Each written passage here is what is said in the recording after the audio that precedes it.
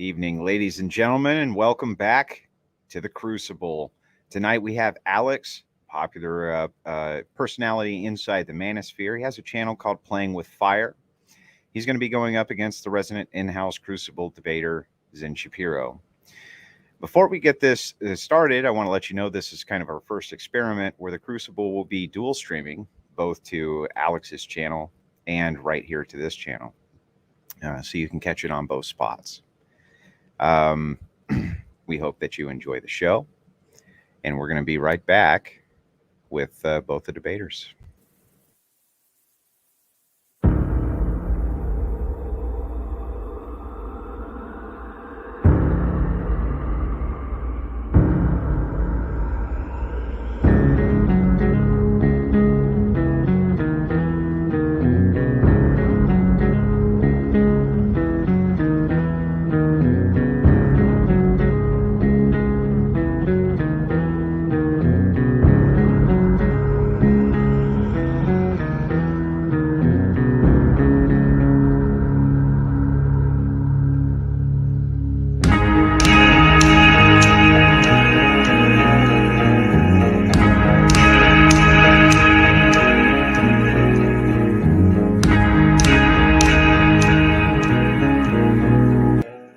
Boy, I don't know what the hell happened with that intro, but that was all kinds of jacked up. Did you hear that? Yeah, I heard it. Sounded fine on my end, honestly. Yeah, I think it was you then. I think you were echoing. Yeah, I don't know what was going on with that. So yeah, no awesome Crucible intro for you guys, I guess. So anyway, no worries. To our left, we have Alex from PWF. Alex, why don't you say hello to everyone where they can find you, shout your channel out.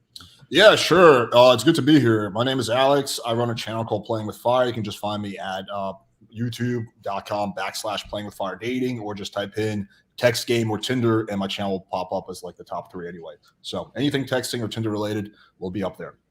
Gotcha. I saw that you had quite a few popular videos, some of them over 3-4 million hits. So just one, unfortunately, but hopefully gonna get some more million new videos soon. Yeah, that's impressive, man. And then Zen Shapiro, go ahead, shout yourself out, shout your own channel out. Yeah, I'm Zen Shapiro. I am the in-house right-wing debater on the Crucible. You can find me on Twitter and YouTube. Just search up Zen Shapiro. You should be able to find it. I do mostly debates, but yeah, it's good to be here. Yeah, nice to have both of you here. Before we get started, so that the audience knows and that both debaters know, I'll explain the rules. First and foremost, the topic of this debate is on red pill and its relationship to the family value structure. There's no perfect way to phrase that proposition, but both debaters came in knowing what the proposition was. The rules of the debate, you'll have a 5 to 7 minute opening statement. You don't have to take the entire opening. You could take 30 seconds. You can take all 7 minutes. I don't care. If you yield your time, it does not go over to the other debater. He still only gets 5 to 7 minutes. From there, we're going to move right into the cross-examination, which will probably last around an hour to an hour and a half. And from there, we'll move into audience questions after closing statements. Zen, as you were the challenger in this debate, I'm going to let you open. Go ahead. Okay, so yeah, the topic is, is the red pill destroying the family? For the context of the debate, the way I interpret red pill to be just like the general manosphere pickup, the online pickup artist, the Tinder pickup artist, that kind of thing. So that's what I'm referencing when we say the word red pill in this. Obviously, I'm going to be arguing in the affirmative that it is bad for society and for the family. So I'm going to be approaching this from multiple angles. Couple are just going to be some of them are just going to be digs at Alex. Some are going to be actual attacks of the ideology, the manosphere itself. But to start, the content that you provide to your followers, you're selling them on a false promise for the most part. And what I mean is that when you promote this lifestyle and this, the pickup artist, how to be a better, Tinder salesman or whatever, and expecting your followers to have the same success that you have, that's where the false promise comes in, because it's like the 80-20 or the 90-10 rule, where like genetics play a very significant role in how successful you're going to be in terms of hookup culture. Not necessarily in terms of relationships, but in terms of hookup culture, your looks and your genetics are what women are after. They're mostly just going to be going after the attractive guy rather than the guy who's got the game. Similarly, if I practice basketball 2 a day, 6 days a week for 20 years, it really doesn't matter when you stack me up against somebody who has the physique of LeBron James. He's a foot taller than me and probably jumps twice as high as me. It really doesn't matter how hard I work. Just like there's a good-looking guy that can walk into a bar if he's a Channing Tatum lookalike. He doesn't even have to lift a finger to go home with a woman within an hour, whereas just an average-looking guy can put in all the work and he'd be lucky to hook up with one girl a month and consider that successful. So there's that, and that might be the easiest rebuttal you'll have against my attack here. But even moving from that, let's just say either you concede that it is a false promise or I concede that it's not a false promise, whatever. Either way, the product is unfulfilling. It's empty. It leaves men empty and women empty. When you place your entire market value around sex and having orgasms, that is empty. That's unfulfilling, and it's equally as degenerate as any LGBT or drag queen story hour agenda that the left pushes, where we're essentially it's all stems from the sexual liberation, the female liberation, places sex at the top of the hierarchy in terms of societal value. There's no moral standards. There's no purpose behind this. It's going to leave men empty and broken, especially if they're unsuccessful, when that's their entire goal, is to seal the deal, hit the home run, and hook up with the girl. So wrapping that into the topic, does this destroy the family? Well, yes. The answer is obviously yes, because when you distinguish the sexual pleasure from the reproductive consequence of sex, well, that in and of itself is an attack on the family structure. Hang on one second. I'm just coming off of a sickness. My throat is very dry. But when you distinguish the sexual pleasure from the sexual reproduction, that's an attack on the family, because we are perverting and destroying the purpose of sex. And what it is when we say reproductive act, that's an act that you would do to raise a family, and you would do it with somebody that you want to have a relationship with, that you want to marry potentially, or that you're already married to, as I would argue. But so it's when we place so much value on the sex itself and not the purpose, the consequence of sex, and any sort of moral constraints of sex, well, that's going to destroy the morals of society. It's going to uproot society as we know it. And when we uproot the value of sex, when we place the woman at the top, we're ultimately going to be diminishing the family itself. And that's what societies are built on top of, is the nuclear family structure. So that's really where I'm going to be attacking that from. Another dig that I'm going to throw at you is that when you push this, manosphere pickup artist type ideology, I've never seen you even hint at any sort of moral constraints around this, other than maybe consent.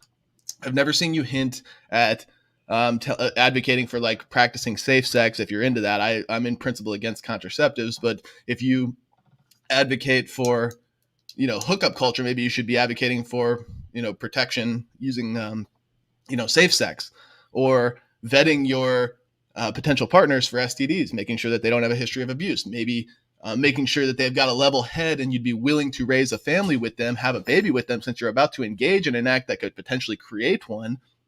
I've never seen you advocate for any of these things. All that it is seal the deal, hit the home run, hook up with the girl, and be validated because of that. And really, that's what I would call a simp, is somebody that receives their entire validation from their ability to have sex with women, which is being validated by the woman. It's placing your entire market value around the woman's approval of you, such that they'd be able to have sex with you. And really, lastly, before I wrap it up, the thing about all of this is when you reduce everything down to being validated by orgasms, you are indistinguishable from people like Vosh. I don't know if you're familiar, but people in the audience, if you're familiar with Vosh, he has said openly that he views sex as just another activity that we do for fun, similar to riding a roller coaster or playing a video game or having dinner together, just some fun activity that you do. And there's really no moral constraints that are placed upon that. And that's where I say, if you're gonna validate yourself and push this ideology of like sex above all else, sexual market value, sealing the deal, hitting the home run, and well, that's what the left idolizes as well. So if you're gonna, promote yourself as this like vaguely right winger, who I've even heard is a Ben Shapiro fan or something, sorry, then you're not going to be able to distinguish yourself from the left, who ultimately wants to destroy and uproot the nuclear family and society as a whole. So that's where I'll wrap it up, and we'll talk more about all of it. But yeah. Okay, the clock will be reset. 7 minutes for you, Alex, if you want to take it. Yeah, for sure. All right. So there's been several straw man arguments made by Mr. Zen Shapiro, not to be confused for Ben Shapiro. The first straw man argument is that I tell people or give them the expectation they'll have the same success as me. That is not the case. I quite often very explicitly say that you will probably not have the same kind of success as me. I have the luxury of having a lot of free time on my hand. This is what I do for work. I'm decently good looking. I'm pretty charming, charismatic, blah, blah, blah. Most guys are not going to have the same success as me. However, that does not mean that guys can't improve their success, right? So, like that's like using your basketball analogy. They don't have to play basketball against Michael Jordan. They just want to get a little bit better at playing basketball in general. And that's what I'm teaching them to do. Recently, I did a video about a guy who has cerebral palsy, right? Very severe disability. He can barely talk or go like this, right? He was able to finally, for the first time ever, get laid. And now he has a girlfriend without paying for sex, right? He's much happier now. He doesn't feel like a piece of shit anymore because he doesn't have to pay for sex. He can get laid based on the merits of his personality, right? So, but a guy like that, I'll obviously never tell him that he can get the same results as me because it's not realistic. We're all different starting points, different ages, different skill levels, different whatever, everything. Strawman argument number 2. Receiving your validation from sex. Again, that is something I say you should not do, because if your sense of validation is tied to your ability to get laid, then you're going to have a series of ups and downs, right? When you get laid, you're going to be really, really happy. But then when you strike out, which is also going to happen, you're going to be really depressed, right? That is not how I view things. And that is not how I tell my subscribers to view things, right? You want to receive your validation, right, from living a life of the purpose that you want to live, right? And, whether you get laid or not, that's just a little cherry on top. So that's strawman argument number 2. Now, let's kind of dissect your argument. So you said that it's unfulfilling. Well, it's unfulfilling in your opinion. For me, going hunting might be unfulfilling, but for you, it might be very fulfilling, right? We have different brain chemistries, different sets of values, different principles, different things that make us tick, so as to speak. However, I would say that most men would find it more fulfilling to be able to either get laid or get a girlfriend rather than keep being an incel, which is a serious problem right now. The incel epidemic is an all-time high, and that's because modern men, a lot of them, are not equipped to date in the dating marketplace. They have a lot of old-fashioned ideas or ideas that are just ineffective, fueled by Disney movies and Hollywood fantasies that don't actually result them in being able to meet girls. I teach men how to compete in the real dating marketplace, not a hypothetical world that existed several hundred years ago where basically, everyone was having sex just to reproduce or to have more kids, where most people are having sex because either, they have a connection with the person or for the sheer act of having sex, which is okay as long as it's mutually beneficial and no one is lied to, right? That's the last thing. And you need to, and going back to your family argument, I never tell people what they should want. So I never say, you guys should want to have a lot of casual sex. What I say is this. Everyone has different sets of things that they want. Some guys want to have a lot of casual sex. Some guy wants to have a fuck buddy or two. Some guy wants to get a girlfriend. Some guy wants to get married. My job is to give them the tools to achieve their goal. However, I would argue for any one of those things, even if your goal is to have a family, it starts with being able to talk to women and being able to get women to like you. You will not have a family if you're unable to talk to women. So the thing that you're arguing against is ironically, like my kind of content, is ironically the thing that is actually helping guys achieve the thing that you want, which is more nuclear families, blah, blah, blah. Because again, if you're a guy who's socially awkward, has low self-esteem, you can't talk to a girl unless your family sets up a nice arranged marriage for you, which doesn't really happen that much anymore. You're not going to be able to get a wife. You're not going to be able to have a family anyway, right? So I just find it very ironic that the thing you're so against is actually the thing that is basically helping accomplish the thing that you want. So that's my retort. Gentlemen, the floor is open. Zen, we'll start with you. Ladies and gentlemen in the audience on both sides, whether you're watching this from Alex's channel or you're watching it from the Crucible, understand that this is a full contact debate. Both debaters agreed to that. There will be moderation if it's necessary, but I do expect that there will be a significant amount of back and forth. If you're the type of person that clutches your pearls in fright about the fact that there might be some actual conflict, you might want to leave the stream now. Go ahead, Zen. You're up. Yeah. Okay. Let's just start with my first critique, Uh-huh. being that when men indulge in this, follow your content, follow your tips, and all that, they're not going to see the same success that you will. And I would actually argue that most of them won't see any success at all because most men just Well, it's purely are not equipped for this. Good. That's purely your opinion. It's not based on any kind of fact. It's not doesn't take into account the thousands of positive testimonials I have, the tens of thousands of guys who say that my content helped them. But yes, very few guys get to the level that I dedicated a decade to this. I have a lot of free time on my hand. I'm fairly good looking, charming, charismatic. I live in Miami. So yeah, most guys are not getting to my level of success, but a lot of them do get, actually, I would say the vast majority of them get a level of success that they're happy with. Not every guy needs to bang 3 different tents. Some guys are just happy having a girlfriend that, they are attracted to and who's attracted to them. Yeah, but you can acknowledge the genetic component where, like, when we're talking about hookup culture, most women are just going for men that are attractive rather than their game per se, and that the attractiveness is going to be like 95% genetics. There's just certain things about men that you can get a nice haircut, a nice beard, and work out or whatever, but if you've got a weird looking face, like, girls just aren't going to like you or whatever. Right? Yeah, so that's a common black pill argument. I've had this debate with a lot of black pillers on my channel, and the argument they always make is, Alex, but looks are really the only things that matter. Maybe game matters 5%, but it's 95% looks, right? Of course, looks matter. Looks are important, and that's one thing I will acknowledge with the pickup community in the past has led men down the wrong path when they say looks don't matter at all. Of course, looks matter. However, looks are not 95%. Women nowadays have so many options that it's not enough for you just to be good looking. Yes, maybe in the rare moment when she's horny, she's drunk one night, she'll just fuck the good looking guy. But you also have to be able to talk to girls. You need to be charming. You need to be able to lead the conversation forward. You need to be able to make shit happen, right? And that is something you learn. I know a lot of guys who are way better looking than me who have way worse success with women, right? How does that happen? Well, that's because they don't really know how to talk to women. They don't know how to communicate. They don't know how to make women attracted, right? Maybe the girl sees them and she's visually attracted, and then the guy opens his mouth, and then the girl loses attraction. Yeah, okay, but the thing is, there's what I'm talking about is, like, there's this component to it, and I would argue is a very significant component where there are men that can walk into a bar and they don't have to even say anything. The girls come to them, and they don't even have to open their mouth for more than 30 seconds. All they have to say is, "Hey, hello, I'm Josh," and then they're on their way. Like, you understand that that's a thing, right? Yeah, I don't think it happens as often as you think it does, but yes, I will acknowledge that happens. The dating marketplace is not fair. Some guy who's 50 years old, bald, and short, he does not have the same starting point as I do, right? Versus some guy who's 18 years old, a Giga Chad, college, basketball player. I don't have the same starting point as he does. Yes, we all have different starting points, and the lower your starting point, the harder you have to work. Sure, I will acknowledge that. But I've never said the dating marketplace is fair. It's actually very unfair, right? But you still have to make the best out of the hand you were dealt. If you're 5'3", well, you can't really change that. However, you can change your physique, your fashion, your style, how good of a communicator you are, how good a flirter you are. But hang on. If you're 5'3" or whatever, like, basically what you should be doing is throwing out the whole hookup thing altogether, because you're not going to have any success if you're 5'3", or if you're like under 5'7", or I'd say maybe 5'8". I don't know. You should basically just give up hookup culture, because girls do not hook up with short, unattractive guys that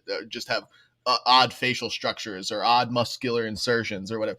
Like, they just don't do it. So when you take, like, what's the average height of a man is like 5'8". So half of them are going to be under that, and then the other half that are above that, like, most of them are going to be out of shape. They're going to have bad hair. They're going to have whatever. They just shouldn't even be indulging in this at all, because they're going to have basically no success. That's what I'm saying. Yeah, well, you're incorrect about that. Culture. Yeah, well, you're incorrect about that part. So I have a guy that I work with. He's about 5'6", I would say, very average looking at best. And yes, he gets success with girls. Now, granted, he does have to put in more work than I do. He has to talk to more girls to get the same level of results. The guy who's 5'4" is going to have to put in more work, but he can still get success. And I've seen they can get, if you consider, but that's why I said, like, if you consider success like one hookup a month versus like 3 a week that probably, the 6'3" Giga Chad's going to have. Then I guess if your line of success is subjective, then yes, the guy can have success. But I'm saying just by the standard that you put out on your channel, like these guys, they're gonna it. What I'm saying is, it creates an expectation that most guys are not going to achieve. That's my overarching point with this one. Well, yeah, of course, it's very subjective. Everyone has different goals. For example, I have a girlfriend, right? I'd probably hook up with maybe, maybe we have fun with like one girl a month or a girl every 2 months, right? My expectations are different than like a rapper or a basketball player who has a new threesome every single day, right? Like everyone has different expectations, right? So yeah, and a guy, for example, who's shorter might have a different expectation. He doesn't need to have a threesome every month. He might just be happy just, getting a fuck buddy or something like that, or getting a girlfriend, or just getting laid once in a while and then having his, girl or whatever that he's hooking up with. So yeah, of course, it's highly subjective. Depends on your sex drive, on your goals, where you're at in life, what you're trying to do. Okay. So yeah, then we can move past this because if, like I said, even if it is the case that it's a false promise or not, or if we come to a standstill on this, my point is that the product, the value that you place on sex here, in terms of this ideology, this manosphere pickup artist ideology, it's unfulfilling and it's empty. It's morally bankrupt, and it's equally as degenerate as the LGBT agenda. Do you think there's something wrong with people having sex just for the enjoyment of sex? Yep, I think that's a perversion of sex. Why is that? I mean, assuming it's a hookup, like what we're talking about here. Well, let's say you're having sex with your girlfriend, but you're not trying to have kids. Let's just say you're girlfriend. Yeah, okay. So maybe you don't know who I am. From my perspective, I'm a Christian nationalist. So I'm going to tell you that any sex outside of marriage is immoral. Why? Why is that? What is that based on? Well, I just told you I'm a Christian nationalist. So it's based on your religion. It's based on something you read in a book. Okay, so I'm telling you from my perspective here that Christian morality states that if you're going to have sex, it needs to be within the confines of marriage, and anything outside of that is going to be immoral, just based on the standard of morality that Christianity entails. And simply when I tell you, or when you ask me like, oh, what if it's with your girlfriend, or what if it's with, somebody your girlfriend's okay with you hooking up with or whatever, is that wrong? Like, well, the answer is going to be yes. So I'm just telling you this so you understand my perspective. If you want to get into the theology, we can, or we can talk about the topic of like. No, I want to stay on the topic, but basically what I'm trying to figure out is what is it? It's not wrong based on like some universal principle. Like for example, stealing is based wrong on some universal principle, right? This is Hang on. Okay. I'm going to tell you that this is stealing is wrong for the same reason that sex outside of marriage is wrong, because it violates God's law. But hang on. It also, there's another reason why it's wrong. Even if you're not religious like me, you still think stealing is wrong because you're taking something from another person. You're taking someone else's property. So it's not only wrong. You don't have to be religious to understand that stealing is wrong. There's a universal principle on why. So it's not. This would still be subjective by your. It would still be subjective. Okay, go ahead. Finish what you guys said. Yep. So this is just based purely on something that you like. You're a religious person. That's fine. I have no problem with people being religious. I'm not religious, right? But whatever. You operate based on, okay, the Bible says that's wrong, right? Okay, fine. But this is like me saying, well, I think that, eating seafood is wrong. Well, Alex, why is it wrong? Well, because I follow the carnivore diet, and the carnivore diet, they don't eat seafood. Like, dude, that's purely based on your opinion, the lifestyle choices you made. You made a lifestyle decision to be Christian. That's fine. That's your opinion. But that doesn't give you the moral high ground to say that anything does not align with your personal values that you chose is wrong. That's just being intellectually. Yeah. So this is the thing. We are approaching it from two different perspectives. I wouldn't argue that mine is personal. Like, it's just my personal beliefs. I'm arguing that God is the universal principle. Yours is actually completely subjective and arbitrary based on your desires and what you would want. You said stealing is wrong because you're taking from somebody else. And basically, I wouldn't want that to happen to me, dude. Don't steal because I don't want you to steal from me. That's the same. It's just a selfish desire that you hold. And you think that because you hold that you shouldn't do it to other people and nobody else should do it to you. It's just like you're completely invoking a subjective standard of morality here that holds no actual weight. You're causing objective harm to a person when you steal from them. Can we agree on that? What's the definition of harm? like they're being hurt in some way, like i.e. they're losing money. So that's something that's negative. It's a negative. You're doing a negative to someone else. Yeah. So, okay, if we work with that definition, then if you indulge in like sexual intercourse with somebody and the girl the girl wants more than just sex afterward, let's say she becomes emotionally attacked and or attached, I meant, and after sex she wants more, but you want to just like go on and move on with your life, you just imposed harm upon her. Would that be immoral?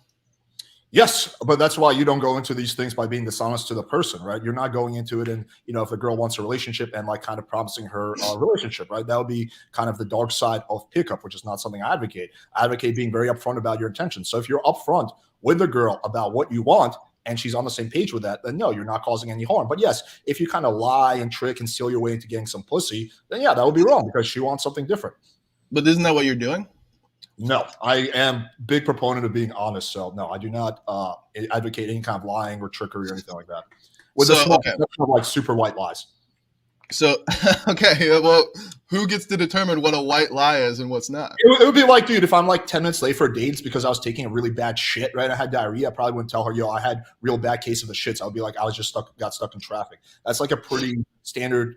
Okay, but what about like, okay, so I saw one in particular, and it might not seem like that big a deal, where you say, if you like, you consider getting a girl's number much more intimate than just having their like Instagram or something. Yeah, of course. And you say, like, if she says, oh, I'll give you my Instagram but not my number, and you tell her, you say, bros, what you got to do is tell her that your Instagram got hacked. That way she has no choice but to give you her number. Like, that's a pretty well thought out lie. I wouldn't consider that just a white lie. That's actually a deviant, deviant tactic to kind of slither your way in deeper than you should be. Kind of, based on her, she's laid out her barrier, her parameters that she doesn't want to be crossed, and you lie to her to get past them. Yeah, it's really. Wouldn't that be immoral by your own standard? Yeah. I'll answer your question. It's really ironic that you mentioned that, though, because I've been getting a lot of hate on TikTok by the left social justice warriors, the people you don't like, and that's exactly the kind of straw man argument they keep making against me. So in that video, I never say tell her you have your Instagram hacked. It was a screenshot example of a conversation I was having, and I legitimately did get my Instagram hacked. If you don't believe me, check with my whole audience. I've been very public about the fact that my Instagram got hacked twice. So I was showing an example of what I said in this situation, why Instagram got personally hacked. I was not telling anyone to make up that lie. First of all, it'd be really dumb, even strategy, because a girl can easily check if your Instagram is up or not. And that would be just from a purely pragmatic standpoint. That would be really, really dumb because the girl can check and then she would know you're lying and then she would lose trust for you. So I wasn't telling them to do that. It was a conversation that happened to me. Okay. So you would never advocate for somebody to be less than genuine in order to hook up with a girl, even if like their actual personality that they live like on a daily basis is not actually attractive to the woman. That if they promote themselves like through their Tinder bio or just by their communications or whatever, if they promote themselves as something that may not be conforming to their actual lifestyle, wouldn't that be disingenuous? Wouldn't that be lying? Wouldn't that be immoral by your own standards again? Well, I think there's a fine line between lying and putting your best foot forward and, being socially tactful, right? I don't see this as a binary thing where it's black and white. I see it as a spectrum. So, for example, let's say you go snowboarding like twice a year, right? Maybe, snowboarding is not your like number one hobby, but you can still put it down because it's something you do. So, yeah, I think that when you're, creating a Tinder bio or talking, you should put your best foot forward, right? And maybe not go out of your way to reveal negative sides about you, right? But it doesn't mean I believe in lying when you're asked a question. Or like when you're vetting, like you always talk about being the buyer, not the seller. And I watched a good amount of your content before coming on here, so I'm not trying to misrepresent you. But when you say like when the girl's like, oh, do you vet all of your potential whatever matches like this, and you say things like, well, only the ones that matter. Well, does she actually matter to you if all you're using her for is some sexual pleasure? Well, that's like a very clear-cut joke. Right, that's obviously. No, hang on. Jokes and like tonality is very hard to interpret over a text, so I don't agree with that. I mean, I don't agree with I think the cut, though. 99.9% of girls will know that I haven't met her yet, so that she doesn't matter to me. So only the ones that matter. I'm not actually saying that she matters. Like just using a very like an ounce of social intelligence, I think 99% of people will be able to tell that's a joke. But I will acknowledge there's some dumbasses out there who can't pick up on humor. So yeah, maybe that girl could be that dumbass. But Yeah, so it would just be, but my point is that like it's by some standard, by some metric, it's a dishonest tactic, even masking it as a joke, masking it as humor. It's a dishonest tactic to make a girl interested in you where she otherwise wouldn't be, with the sole purpose, with the sole intent of just hooking up, not no, with the intent of having an actual relationship that would matter. well, I don't think it really matters what your end goal is, whether it's to hook up with her or have a relationship. The starting stages are more or less the same. But anyway, no, it's not. It's not some. It's not manipulation. It's not like the girl. No girl is going to be attracted to you because you made a joke saying only the ones that matter, right? That's not like gaslighting something like that. It's a really obvious attempt at humor, right? So you'd have to be like a complete humorless bore not to understand that. So do you think that there's any sort of moral constraints around regarding sex, or is it just as long as she's DTF? Yeah, I think there's all kinds of moral constraints. Like, for example, the one that you said kind of said sort of might be consent. Of course, consent is a big one. Yeah, the girl should be willing, right? That's one. The girl should be sober, right? You should not hook up with drunk girls. Three, the girl should be on the same page as you, so you should not lie or gaslight your way into having sex. There should be no kind of coercive pressure involved. So, meaning if you're like her boss, right, and you basically put out that she has to fuck you to get a promotion, right? That's using coercive pressure. So yes, I do think there's there's certain ethical parameters that I have. But I would say this: everyone's ethics are a little different. Now, there's some things we can all agree on, or at least 99% of people can agree on, are universally makes sense. Like I think consent is something 99.9% of people agree is a reasonable, good, positive, ethical metric, right? So yes, there's some universal ones, and there's some personally I have. I think if we go when it comes to lying, that'll be more split. I think a lot more guys, maybe 20 or 30% of guys, will be okay with lying to get laid. I'm personally not okay with that, right? That's a personal ethic I have because I value honesty. So you wouldn't take any sort of issue with people using your tactics to like have gay sex either, right? You and I probably fundamentally disagree on that, but I don't really think my tactics are going to be. First of all, I don't think they're necessary to have gay sex. I think it's pretty easy for gay. You just say, "Yo, I'm a bottom 7-inch cock," and I think that's pretty much how it goes. But no, I could hypothetically speaking, no, I could care less as long as it's consensual. Yeah, it's totally up to them. Okay, and now this is another one that I've used. I use this against the LGBT left. Of which of your principles would be violated if somebody were doing all of this in an incestual relationship? So if someone was using my tactics to bang their sister, Sure. yeah, that's not something I want. But again, the exception doesn't make the rule. Just like a hardware store doesn't want people to buy their hammers to kill people, right? But they still sell the hammers because most people don't use the hammers to kill people. They use it for carpentry. It's the same thing. Yeah, I for sure there could be some odd one-off scenario where someone uses my tactics to, I guess, bang their sister or bang their mom or whatever. But that doesn't mean I'm going to change my content because that's not what's intended for. Well, no, I'm not saying you need to change your content because of this.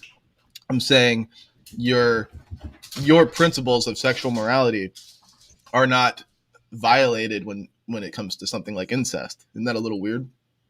Well, no, I'm an only child, but if I had a sister, I'm pretty sure I wouldn't bang her. So I don't understand what the question is. Okay, so I don't bang. I'm glad to hear that, Alex. Yeah. I'm glad to hear that. That if you had a sister, you wouldn't bang her, bro. I have 0 of them. Yeah. But it's like, I guess my issue is like there is like a slippery slope component to this. Like when you are pushing, when you have the personality that you do, when you're pushing this kind of ideology of like of hookup culture and putting sex at such a high tier in terms of like societal value and like what, like almost like what validates the individual is their ability to have sex. And you're pushing sex on people as a popular, fun, cool thing to do. You should be able to articulate like hard constraints of sexual morality that if you ask me, they shouldn't lead to the permission of incest in principle. Like it should be like, okay, this is what the constraints of sex are, and incest not allowed. Incest bad, and this is why incest is bad. Well, I can't it's weird that you can't do that. Well, I don't know. Well, you just brought this incest thing up, but no one's ever brought it up Yeah. before. But I Yeah, it's really exclusive to like the Christian right. Like nobody else could make this argument. I don't know. It's a little bit of a bizarre argument, honestly. But okay, let's address it. Yeah, I'm not in favor of people banging their sisters, right? I've never publicly said that because I felt like that's like pretty common sense. I think 99.9% of people watching my videos aren't trying to bang their sisters. Like I've never received an email. I understand that. Let me just finish. I get a bunch of video ideas, right? Every topic that you can think of, I've had video ideas. I've never once had to say, "Hey, Alex, I'm trying to bang my sister. Can you make a video on this topic?" Right? Once I get that email, then I'll start rethinking about me. Okay, well let's address it right now, Alex. Why shouldn't somebody bang their sister? Why should someone not bang their sister? I don't know. Because incest is fucking gross. I think because you probably should not fuck your. Okay, well I could say the same thing about having gay sex. Why shouldn't somebody have gay sex? Well, it's pretty gross. Well, like, wrong? I mean, okay, that's a fair point you're bringing up, I guess, like, because I don't have any problem with people having gay sex. I mean, personally, it seems disgusting to me personally, but I have no problem with other people having gay sex. People fucking their sisters, I don't know. I don't really have a solid answer for why that just disgusts me. I think there's a big cultural aspect to this. I know, like, the English royalty used to marry and bang their their siblings. That didn't really turn out too well for them. So I guess we can say that if a baby is born from that, right, then that baby will come out all kinds of fucked up. Versus from having gay sex, no baby can be born. So we kind of attribute that, as a unfortunate consequence come from banging your sister. I think it can also break up a family, right? Because when you're a gay dude and you break up with your boyfriend, right, you guys go your separate ways. But if you guys are family, that's going to split the family apart. So yeah, there's some kind of practical, tangible detriments that come from banging your sister that I don't really see coming from having gay sex. Yeah, I mean, the thing about like the offspring, that's a slippery eugenics slope that you don't want to go down. But we could go there if you want. I'm about to go down any road you want, man. Well, I mean, if you're gonna, so I'm just trying to investigate your principles here. Okay. And when you say like, well, incest could be bad because it has the potential to have fucked up offspring. Okay, well, there's a lot of other relationships that would result in fucked up offspring, such as somebody who has like a hereditary diabetes. Like what is it? I think it's type 1 that is hereditary. That's what you could call a fucked up offspring if they inherit your diabetes. Or if a woman's over the age of 35, they have a much higher chance of having a child with Down syndrome. It's like 100 to 1,000, like literally 1,000 times more likely than like a mid-20s aged woman having offspring. So you would, like, if you're going to be consistent with that principle, you would have to say like, oh, if you got diabetes, oh, if you've got some other genetic deformity, or if you've got if you're over the age of 35, you're not allowed to have sex because it can result in fucked up offspring, just like incest. Well, for the record, incest is illegal. So like when we say like this should be immoral, this is immoral, we're also saying like this should be illegal, right? So in order to be consistent, you would have to say all those things, which I don't think you would. So that's kind of where I'm just pointing out. What's that? Yeah, that's a fair point, I guess. I mean, I guess I would say that culturally, having sex, when you're in your like late 30s is fairly socially accepted, especially nowadays, versus having sex with your sister is very, very socially unaccepted. It's a major, major taboo. Aside from the legal issue, it's also a major social taboo. So that would be another point why you should not fuck your sister. I don't know, man. I'm just not big on fucking family. I guess call me old. Well, I mean, gay sex was taboo 10 years ago. Hookup culture was taboo 50 to 100 years ago. It was majorly taboo. Right, but nowadays it's not. That's the thing. We live in the current world. Well, nowadays it's not. We live in the current world. Okay, but who's to say that incest will be not taboo 10 years from now? Like, I mean, like this is the point of like when banging your sister becomes cool and socially accepted, then maybe I'll revise my position. Well, don't you see? I'm showing you the path to how it could get there, dude. We've got like drag queen story. We've got people that think they can be men when they're women. They think they can be women when they're men. They think they can be non-binary. They think they can identify as helicopters. Like we're already at the end of this slope. We've got people that are into furry stuff, which is like the slope toward bestiality.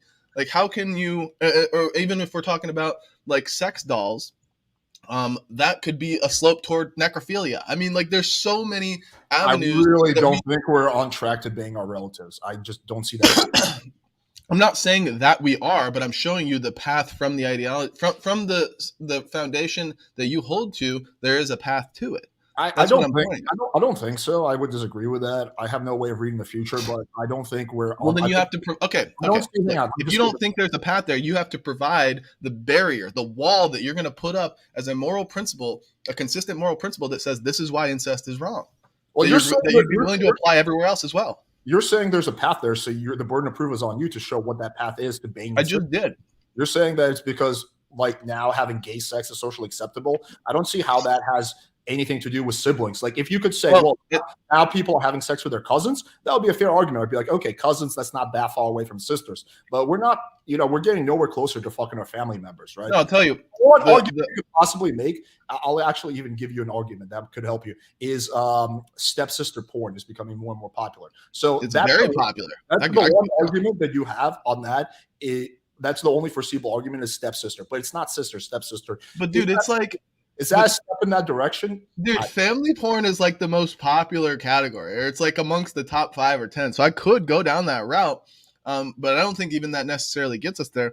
I think that's the only possible argument you have when it comes to. No, all I'm saying is that, like, when you say, like, well, gay sex is more taboo or is less taboo than it used to be.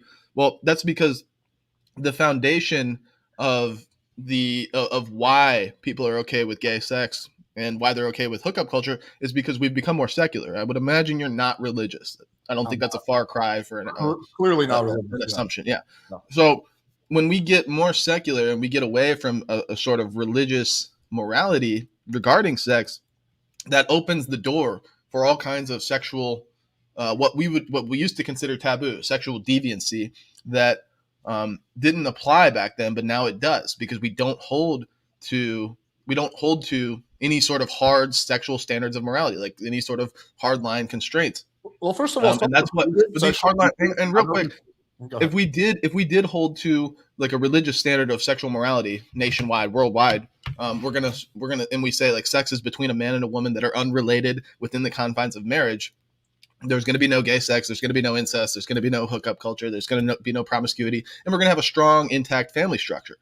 But with what you propose, all of it gets put on a spectrum. It's all subjective. There's no absolute right and wrong, and there's no standard for a family, which is what society is built upon. So this is how people like you are actually destroying the structure and the fabric of society just as bad as the left and the LGBT people are. Well, first of all, there's no people like me. There's just me, right? There's no one who does exactly what I do. Second of all, I don't know, man. Like, I don't see that. This is the argument I hear, like, that people who are religious make, like, oh, well, if everyone was atheist, then all our ethics and values would go out the door. I'm 100% agnostic. I hold to no religious belief, and I still have a very strong set of ethics. You can be secular and have strong values and ethics. I would say that some of the most sexually perverse people I've ever met actually were the most religious people. Just recently, Jesse Lee Peterson, who's like a hardcore Christian fundamentalist dude, just got caught fucking doing all kinds of gay shit. I've seen his parents. No, it was fake. What? It was fake. How do you know it's fake? No evidence. There's no real evidence there.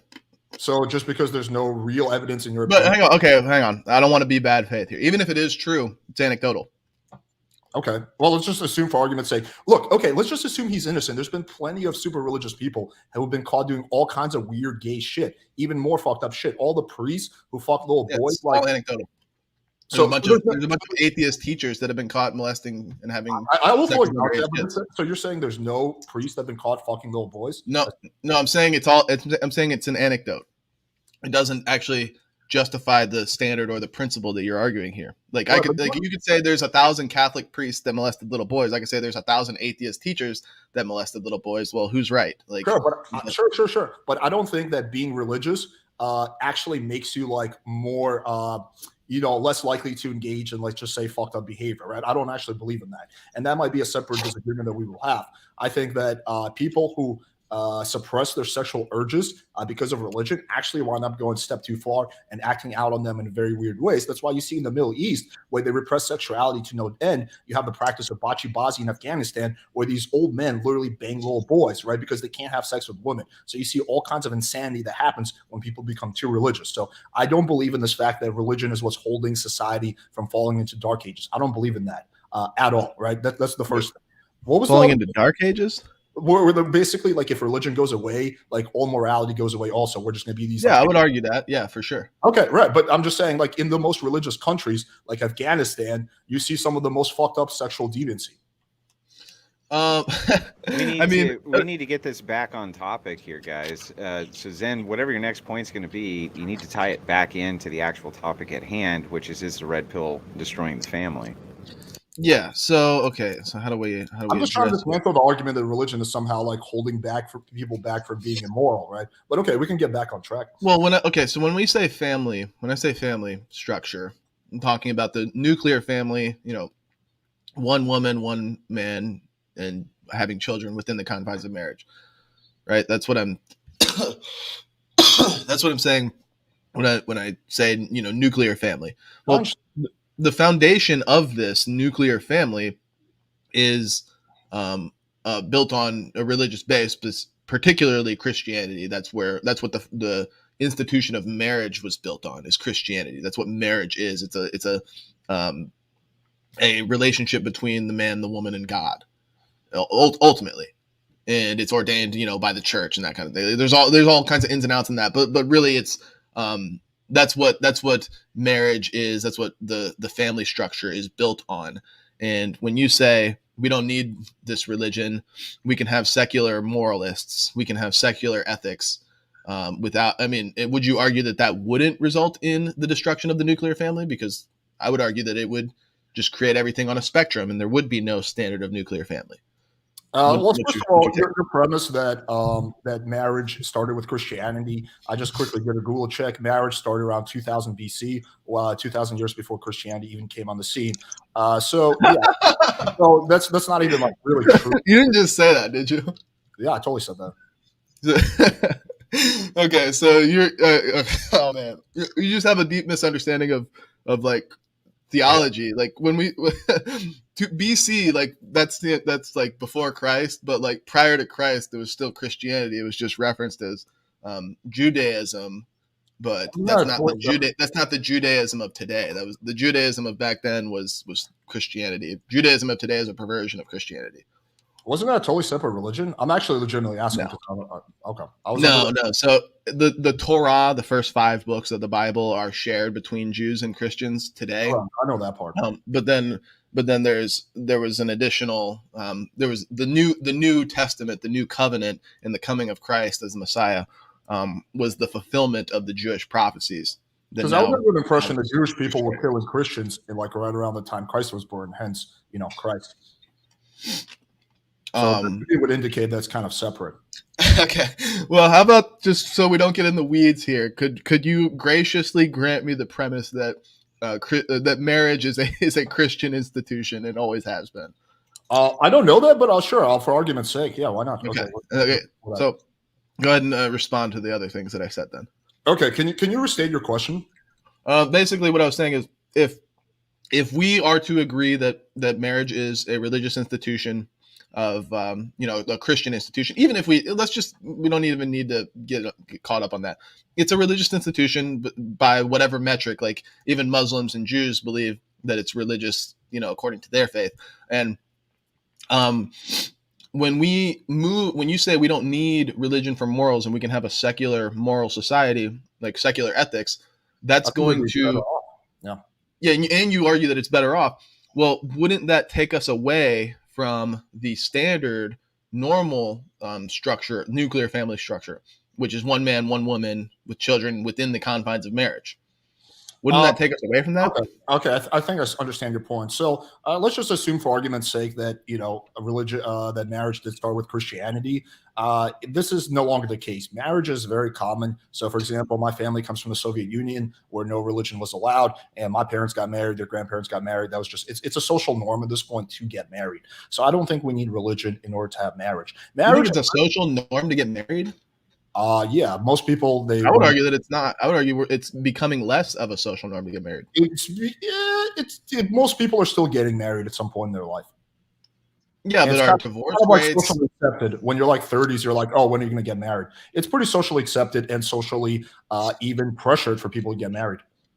So I didn't come with the stats on this, but I'm pretty positive that over the past 100 years, the marriage rate has increased and the divorce rate has also increased. The marriage rate has decreased and the divorce rate has increased.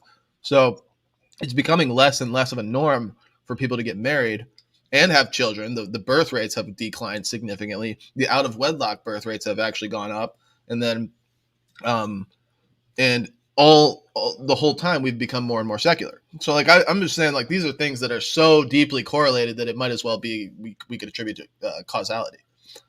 That's kind of what I'm saying here. I don't think that there's any evidence that can. I mean, you got correlation, but I would need to see causation. I don't know if there's any evidence to support that people becoming more secular marry less. Like I guess the only way to prove that would be to look at very secular countries. Like, let's take a look at like Soviet Union, right, and see was marriage more or less common than a more religious country. And I don't think that's the case. I think there's also very strong social reasons for people get married. Now, I will grant, of course, marriage is becoming less popular. I think a lot of men are realizing that marriage might not be the best decision for them. I mean, can you acknowledge that marriage often ends up in disaster for men, especially? Yeah, I can acknowledge that happens. Yeah. Pretty often, right? Yep. Okay. Yeah. So I think there's nothing wrong with men being a little bit more careful and not being in a rush to get married because they feel like they have to because the church is putting pressure on them and being very careful. I'm not saying people should not get married. I just think you should be very careful, especially if you're a guy who makes money. You have a lot to lose. I've just heard too many stories of guys getting completely fucked as a result of marriage. So yeah, if you want to get married, get married. But I think there's nothing wrong with being extra cautious. And if that causes you to potentially miss out on opportunity or to delay the process, and I think that's okay. But don't you think that a lot of men get caught up in a lot of shit when they're engaging in casual promiscuous sex with multiple women? What kind of shit? Okay, well, we could start with STDs, the danger and the risk of STDs. Yeah, I mean, I think that can just be pretty much entirely avoided if you use condoms, which I advocate. I have never seen you advocate for that in any of your videos. I don't have a video that says, yo, guys, wear condoms, but I've never even seen you hint at it. Yeah, no, I've said about it on many live streams. Like, people ask me, yo, Alex, do you have sex raw? I always say, no, I use protection. When I was younger, I used to have sex raw. Then I learned my lesson. Now I use protection. I've been steadily wearing condoms personally for, I don't know, 7 years or something like that. Very long time. Okay. So yeah, all STDs can be solved by condoms, except most people don't fucking wear them.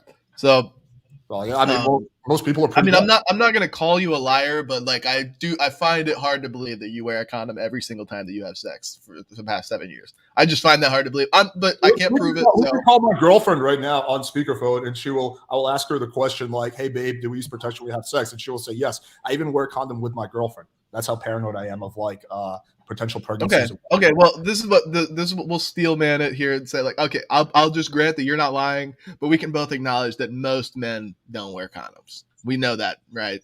Most men are not wearing condoms. But I think the solution is not to stop having sex, but to start wearing condoms. What's that?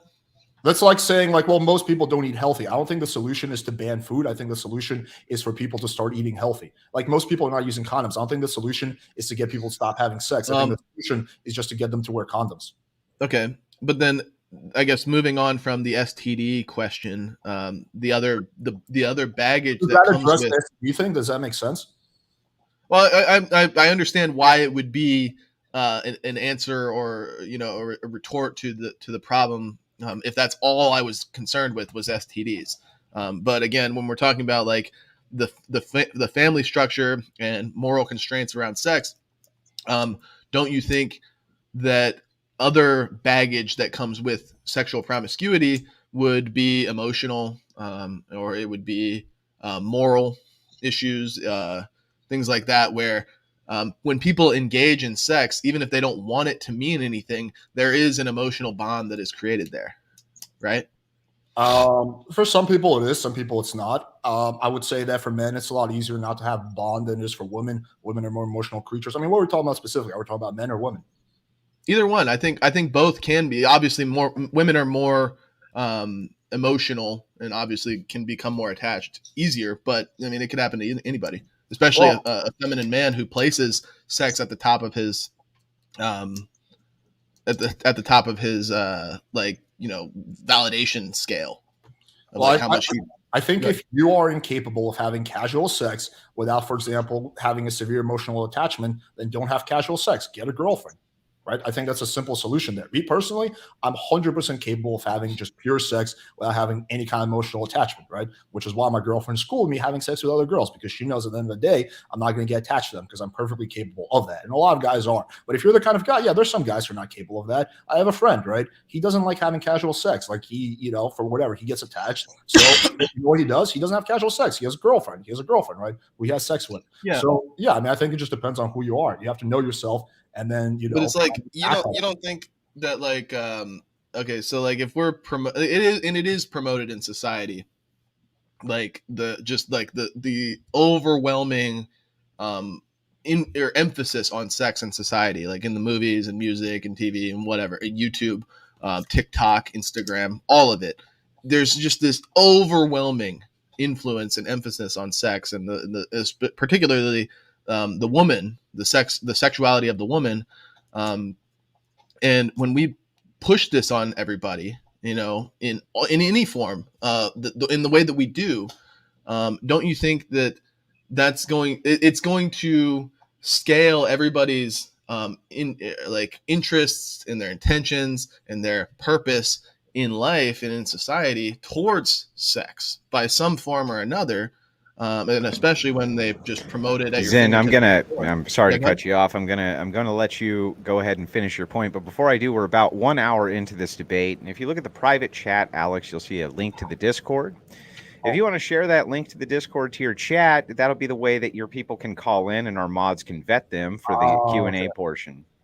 Let me see. How do I do that? Just go to the private chat on the right-hand side. Email it to myself because I have it on my phone. Hang on a second. Just shoot myself over a quick email. Okay. Okay, so you're saying right now, like my viewers, they can't access the chat or whatever? No, I'm saying that if they want to call in for the Q&A section, they need to jump into the Discord, gotcha. And then they can be vetted. Okay, cool. Let me post that link. Just give me 1 second. Bear with me. Sure.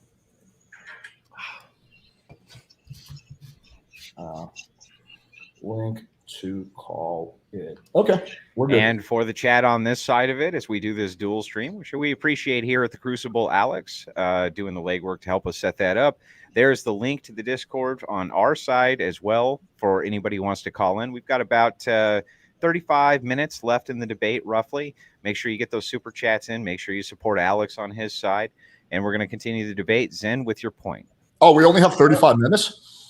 About 40 minutes. Yeah, it's been going for a while. You don't realize it when you're in it. Right? Okay, just for me to get, I'm used to doing debates without a time limit, so I was like just saving it all. Okay. That's okay. Here, I'll just be quick with this question.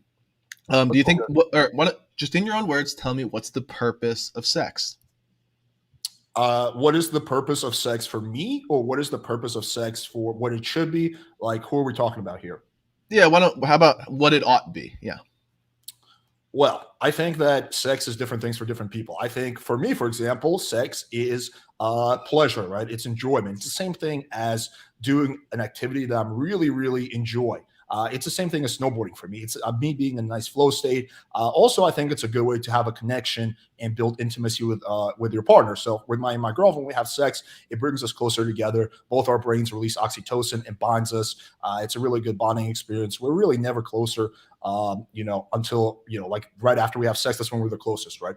And when we haven't had sex for a while, that's kind of where we're a little bit further apart. So I think it binds people together. I think it can be very pleasurable. It can be very fun. I think it's great relieving stress. I think it's good exercise. I mean, I think there's many benefits of sex. I think there's some things some people do use sex for the wrong things, which is as a way to get validation, right? Which I would agree with you is not a correct way to use sex, because then it's just like a high that never ends, right? So I don't think sex should be about getting validation and proving something. I think it should just be, the same reason you go snowboarding, right? You go snowboarding to have fun. You're not really trying to prove something to some random guy on the mountain.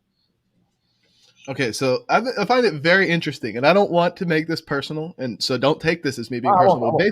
Based on what you said you're in like an open relationship or whatever.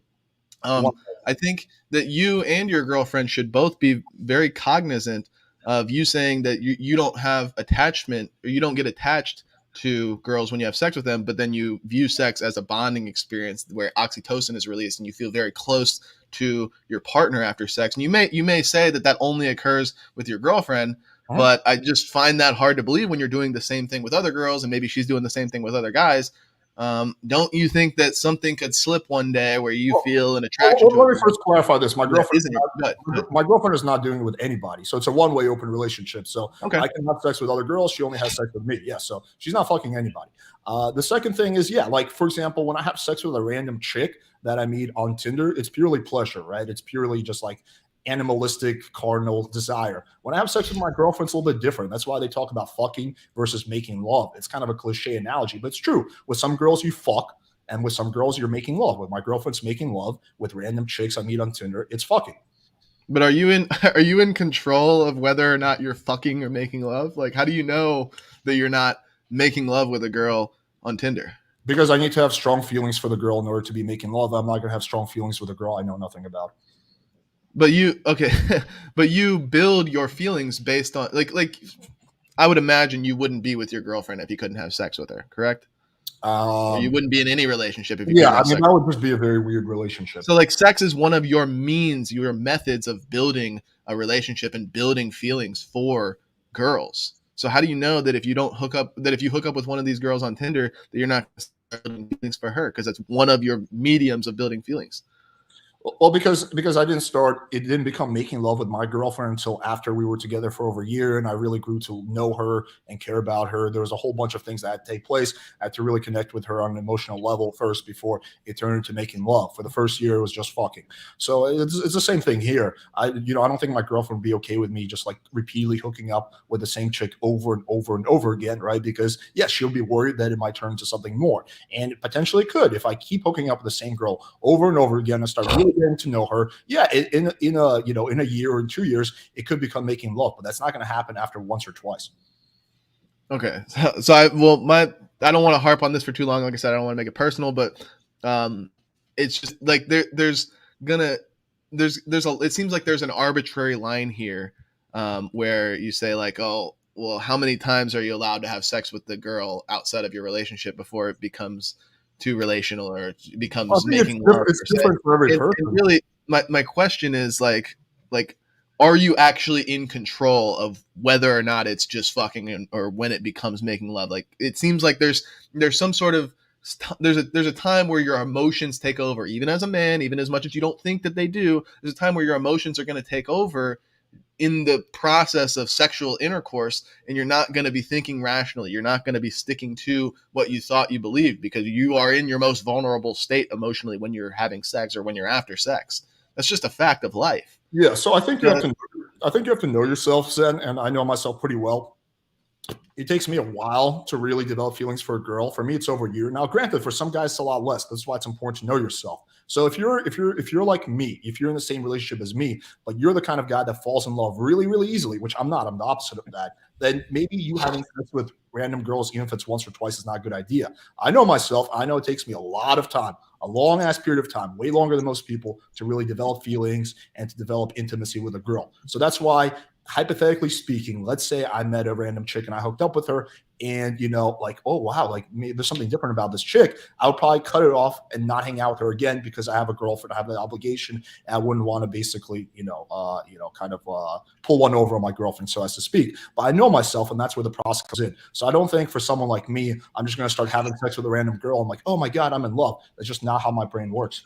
Okay, I mean, so yeah, for you it could be subjective, and let's just again, I'm not trying to harp on your personal life here. Oh, you're so good. Let's just say that you can handle it, whatever. But I think we could both agree that most people don't have the mental fortitude to be able to resist their sexual urges, which then result into evolve into some sort of emotional attachment, and that's why I'm saying like sex is a medium for building strong feelings and strong relationships with people. But then what society does and what you add to is the diminishing of that value, the reducing of it down to orgasms rather than an actual emotional and relational bonding that you should be having with your wife rather than just random strangers in the street. But I do, but no, and then to move on. Let me respond to that real quick. So one thing I think that you might be a little confused about is I don't actually push my lifestyle or my preferences on people. Meaning, I never say, "Yo, guys, you should all be having lots of casual sex. Don't worry about getting a girlfriend." That is not a statement you'll ever hear me say. I think everyone has different things they want, different strokes for different pokes. I have a whole shitload of clients who just want to get a girlfriend. They don't give a fuck about having casual sex. They just want to be in a relationship, settle down with a girl that they like and they appreciate, right? And I don't think that's better or worse than a guy who wants to have casual sex. Again, different strokes for different pokes, right? But they all start with you being able to talk to girls and communicate with the girls. So to answer your question, if you're the kind of guy that falls in love easy, right, and you're the kind of guy that, will feel empty just having casual sex with a random chick, then don't do it. Then get a girlfriend and, build something deeper. It comes down to who you are, knowing yourself and knowing what you want. Yeah. Okay. But I mean, when you say I don't push this on people, it's like, well, you kind of do in a way when it's like your entire YouTube personality, at least from what I've seen. So like in a way, you're at the very least contributing to the pushing of it on society, at least making it the norm, making hookup culture and all types of sexual deviancy less taboo. Have you ever heard me in a video say, "Yo, guys, I think you should prioritize casual sex above relationships"? No, but I think it's just implicit. Okay, I think it's just implicit. Yeah, like when you say it's like all about your sexual market value. This is how you. This is how you seal the deal. This is how you hit the home run. You're confusing terminology, though. Sexual market value is not really sex. It's your desirability. It's things like your looks, your status, your social skills, right? So your validation. You have very high sexual market value and be in a monogamous marriage, right? There's no there's a correlation there, but they're not the same thing at all. So I think you're confusing terminology. Yes, sexual market value has the word sex in it, but that's just like a fucking bullshit internet term. It's let me ask you this: your overall value as a partner, put it that way. If I had a YouTube channel and try to see past the point that heroin is universally recognized as bad, but if I had a YouTube channel that showed people like how to melt the heroin on the spoon or whatever, how to clean their needle, how to inject it properly, and how to do that. But they're like, but I'm not advocating that you do any of this. And I had a YouTube channel full of it, of how to do heroin. You'd be like, yo, you're promoting heroin, dude. Why are you doing that? You know what I mean? Like, it wouldn't even be a question. I think that's an erroneous knowledge. I can tell you right now that I could care less whether people use my content to have lots of casual sex or get in a relationship or get married. It really makes no difference to me. I want people to be happy and to have the kind of sex and dating life that they want. For some people, it's casual sex. For some people, it's a relationship. For some people, it's marriage. I have zero dog in the fight which path they go down. It really matters not to me. I don't care if they have more casual sex, less casual sex. I don't care. I just want people to be happy and have the kind of sex and dating life. Let me get it back on topic. So when I asked you what's the purpose of sex or what ought to be the purpose of sex, not even a hint was thrown in the direction of to have children, to reproduce, even though that's like literally like the main function of sex, biologically speaking. We don't even have to go to a religion. So when we get to the question of, is the red pill destroying the family, and some of the leading personalities of the red pill and the manosphere are pushing for just a casual sexual lifestyle that has literally no intention of raising children, literally no intention of getting married first, you agree that this is destructive to the nuclear family, right? Well, I think this implies that I'm pushing people not to engage in a casual lifestyle, not have a family. Can we agree on the fact that having a family starts with being able to talk to women and being able to attract women? Yeah. Okay. That is what I'm teaching guys, how to be attracted to women, how to attract women, right? But that's not all you're teaching. What they want to do with that information is up to them. Whether they want to have casual sex, cool, I have content on that. Whether they want to, get into a relationship, cool, I have content on that. I don't have any content on marriage because I've never been married, so I can't talk about something I've never done. But I promise you this. But you just said I have content on that too. But you said you do not, like I said, you didn't even hint when I asked you what's the purpose of sex.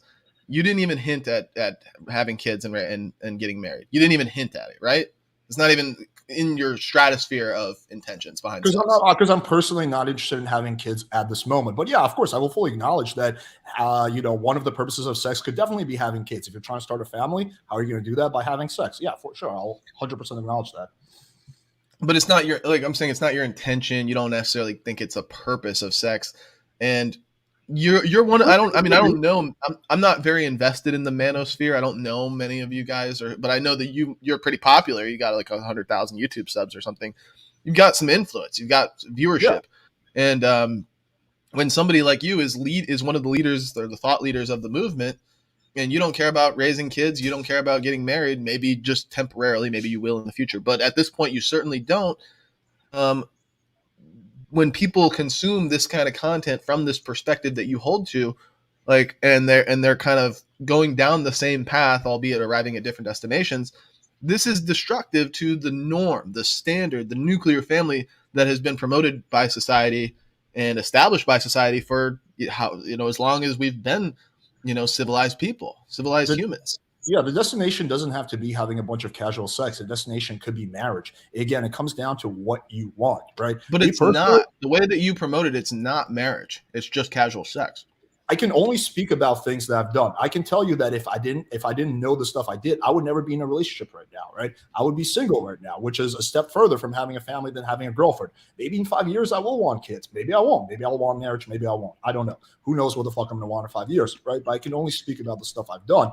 And so far, I've had experience having casual sex, and I have experience being in relationships, right? Yeah, I've also had quite a few clients who got married, blah, blah, blah, as a result of my content, right? That exists too. But it's not something I've personally done. So, like, it wouldn't make any sense for me to talk about, marriage tips if I've actually never been married. That's like me giving, I don't know, hunting advice, even though I've never been hunting. But I will fully acknowledge that you can use this information, and marriage or casual sex or relationships all start with you being able to talk to women, attract women. And that is what I'm teaching guys. Just because I personally have had a lot of casual sex doesn't mean that's the path people need to go down, nor is the path that I advocate people go down. Don't you also think that this could be like promoting it in this style, like even like if it's a small amount of dudes that are doing this, like hookup culture stuff, and like maybe they're very, very successful. It's like hooking up with hundreds of girls per year, which is, it happens, especially on like NBA players or whatever. What they're basically doing is like whoring out young women who are fertile and could potentially like bear healthy children within a happy, healthy marriage, more in a moral marriage as well. And it's kind of ruining them. It's kind of ruining the value of women across the board in their sexual market value, because they get whored out when they're, in their prime, and their societal value, because they're not getting married and having kids. Like, again, it's just like every single aspect of this goes back to the deviation from the norm and the destruction of the family, which the society is built upon. Okay, I'm not the pimp of these women. I'm not deciding for them. Like, girls aren't coming to me and being like, yo, Alex, should I get married or should I have casual sex, right? My advice is centered at men. Women are deciding. A lot of women have personally decided for themselves, never having seen my content, right? Because my content is not for women, generally speaking, that they want to have casual sex. That's their decision. That's their prerogative. If you personally want yourself a nice Christian girl who's never had sex, that's your prerogative. You can do that. But generally, men, hang on, you can acknowledge this. Men find women more attractive when they've had less sexual partners. They do. I would say a good percentage. I would say a good percentage of men probably don't want a girl who's a mega slut. Yes, but I think that like a lot of men won't care if the girl is a virgin or she's had sex with like 5 guys, right? Like, it's pretty reasonable. So, but generally, the lower the number, the better. Like generally speaking, like there's probably no stats on this, but generally. Right?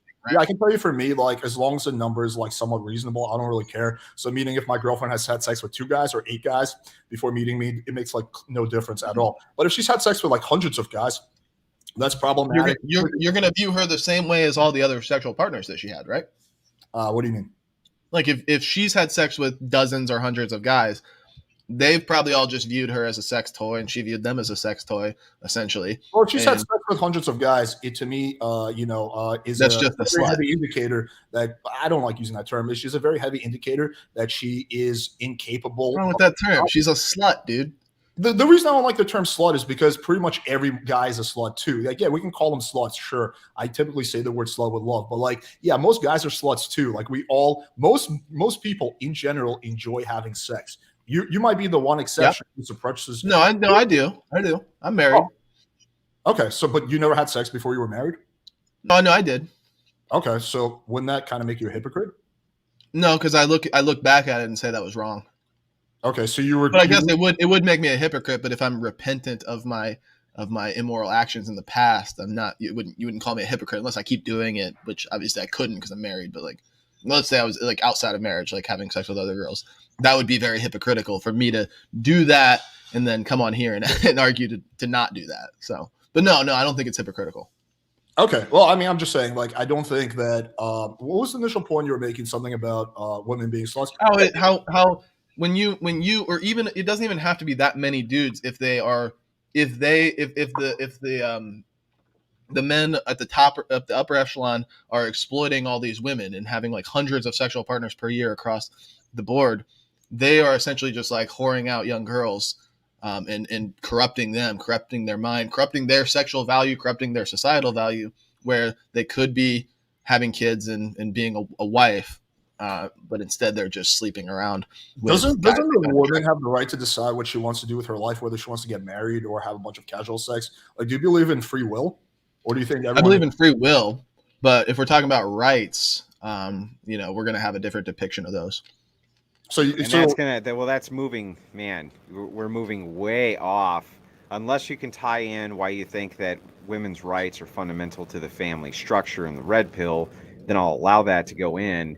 But otherwise, we're going to end up in the weeds, and we're coming close to the end of this debate. We've only got about 15 minutes left. So, Alex, I'll start with you. If you want to take that on, you can, but please try to tie it into the actual topic. Yeah. That's what I'm going to do. So yeah, I'm not saying when I say women's rights, I don't mean like whatever, the right to vote or any of that stuff. I'm simply talking about each person's individually to decide what works best for them, what kind of life they want to live. You don't want to live the life of casual sex as you see it sin. That's fine. That's totally your prerogative. Other people want to have casual sex. That's their prerogative. So if people have to respect your right to be religious and not have sex out of wedlock, why can't you respect their right to have sex, outside of wedlock, especially if no one is being hurt? Like, this is a victimless crime. Well, because I care about societal. It's not a victimless crime. I care about societal morality, and I care about the family structure, and that's why I keep asking you. I don't think I've gotten a straight answer though. What is the question? Does this lifestyle result in the deconstruction of the nuclear family? No, I don't think so, man. I think that you can have casual sex like you, and then you get married. Like, I think people can have you can have casual sex, then you can get married and settle down. Like, I don't see why those two are mutually exclusive. So you don't think corrupting the minds of young men and women by changing their view on sex and what it's meant for, and what it has historically been meant for is raising a family, is for within the confines of marriage. Up until the past 100 years, the sexual revolution of the 1920s, I believe it was when sex became severely perverted in society. And in your opinion, what's that? In your opinion, that's your opinion. No. Like, according to the standard of what it was, like prior to 1920, sex was generally just like a monogamous relationship between husband and wife. And then when the sexual liberation movement occurred and the female liberation movement occurred, sex became just another hobby that people engage in, and it got more and more perverted as time went on. But there's a lot of really weird shit we used to do that we don't do anymore. We used to what's it called? The ancient Greeks used to fuck little boys, right? We don't do that anymore because we acknowledge that's wrong. People used to marry children, right? You could get married when you were 12. We don't do that anymore. So there's a lot of things that we did for a whole millennia. Yeah, but hang on. We don't do anymore. It's not a persuasive argument. No. Because what I'm saying is this standard is not actually the standard that it always has been. We only think it's the standard because it's the time that we live in. But looking back on a historical scale, sex was not just a hobby. It wasn't just a fun thing. It wasn't just something that people didn't take very seriously. And in this time frame, in this time span where sex has become more casualized and more of just a hobby that people do, the family has been uprooted. The family structure has been uprooted in the same time span. But what is the family built upon? The family is built upon the relationship and the love between the man and woman, which was historically ingrained and ordained within a church system, a religious structure. And we've gotten away from that. And the family is created through sex with the intention of creating human beings. Literal living human beings like you and I are created through sex. This is what it historically was. And as we got further and further from that, the family structure has also disintegrated. Like, how can you say that this isn't contributing? Yeah, we That's do. what I'm We've saying. also we've gone further away from doing a lot of things that we don't do anymore. We've gone further away from, I don't know, let's just say fucking practicing medicine without antiseptics, right? But it doesn't mean it's causing families to decline. So you just showed me a correlation. You're like, well, casual sex has become more accepted, families have gone down, and therefore I think these two are related. Okay, how are they related? Yeah, because I explained what the family is built upon. It's built upon a man and wife showing love for each other, and typically ordained through a church, But why, or why some sort can't of why can't or you some. why What's can't up? you do what you did, which is have sex in your early 20s and then get married later on in life? Well, you can do that, but I'm not. What I'm prescribing is the moral ought here of what a family and what sex is built around, what a So family it's is built okay around, for you to go out and and have how fun. we've gotten away from that. That So what it's a family is built Yeah, around. so it's okay for you to have casual No, sex it's and not okay. get you No, married, but for other guys, they shouldn't do it, right? Like it's okay. It no, was they okay, shouldn't do it. It's not okay for me to do it, and it wasn't okay for me to do it. but you did it. And I did do it. Yeah, everybody does bad things. Nobody's perfect, but it doesn't mean that I should advocate that other people do it. I could say like, hey, that was wrong, and I shouldn't have done that, and you should. It's just like a recovering heroin addict. You're not gonna be like, dude, but you were a heroin addict, but you did heroin. Okay, well, I'm clean now. Like what? Like you can just say like, oh, I don't do that anymore. It was wrong of me to indulge in those desires. That's all I have to say, and I'm like, in the clear for this subject of like just because I was wrong in the past doesn't mean I can't advocate for a Gentlemen, better future. we unfortunately we have to wind the debate down now and get into our closing statements. I'm sure that you guys both have one, and we have to get to our callers before we get to all of the Q&A, and there's a bunch of it. I'm sorry to there's no good way to end a contentious debate. Both debaters were extremely respectful, even while they argued fiercely both their points. So, give them the proverbial round of applause, which would be ones in both Alex's chat and in my chat. It was a good debate.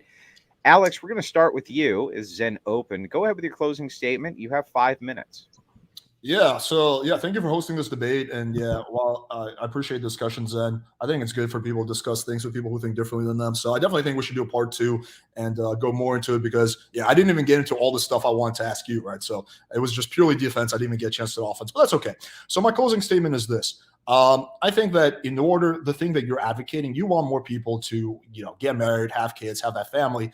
That's great. Okay, fine. Fair goal. But that starts with men being able to talk to women, communicate with women. There's a massive incel epidemic. I think 10, 20 years ago, only 10% of men said that they haven't had sex. Now it's 25%. And this is getting worse and worse. And the incel epidemic is causing a whole bunch of issues like, I don't know if I can say this on the channel, like shootings, and I'll just leave it at that, and a whole bunch of other things. So yeah, there's various issues that come with the incel epidemic. And so I think the thing that you're fighting against is actually the thing you should be in support of, because we need more men who understand how women think, how women work, and how to attract women. And that is how you get a family. That is how you get what goal you want. Me personally, I could care less whether people use my content to get a family, to have a bunch of casual sex, or, to do either or. So again, I just find it very ironic that the thing you're fighting against is actually the thing you probably should be supportive of, because it's going to help you with the goal of, it's going to help society with the goal of having families. Because again, if we don't know how to talk to the opposite sex as men, we are the initiators, then there's not going to be any families. We're just going to be a bunch of virginless society, kind of like Japan,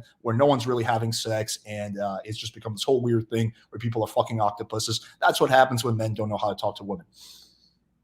I guess sometimes you just got to fuck an octopus. I mean, what are you going to do? This is Alex. You can find him playing with fire. Make sure you get over to his channel, like, share, subscribe. Whether or not you agree with him, everybody in my chat, and I'm sure most of you don't, that doesn't mean he didn't come on and wasn't very good faith. Even his opponent will give him that. Zen Shapiro, go ahead with your closing. 5 minutes. Yeah, no, I agree. It was a good spirited discussion, and I appreciate you not trying to like play games with me. So yeah, it was good. And yeah, part of the reason I have to toot my own horn here. Part of the reason I was on offense a lot is because I do this a lot. I do these debates a lot, and it's kind of my thing. That's why I get recognized in debate in the debatosphere. But as far as how it actually went, I understand the perspective of like wanting to build the man's confidence and his sexual market value in terms of being able to even approach and interact with a woman and make her attracted to him so that he can have a family. But I just think that you stop it right before that last part. You guys advocate for sexual market value and being able to approach and attract a woman just so that you can have sex, just so that you can experience the pleasure and the joy and the fun of sex. But then you end it, you cap it off right there. You say, but it's not with the intent to raise a family. There's no real purpose beyond sexual pleasure. And the question of like, does this destroy the family? Well, like, yeah, because we're not using sex for its intended purpose. And that's because there's no moral standard beyond just your own desires. So there's no purpose in society anymore when that's what we promote and we put to the forefront.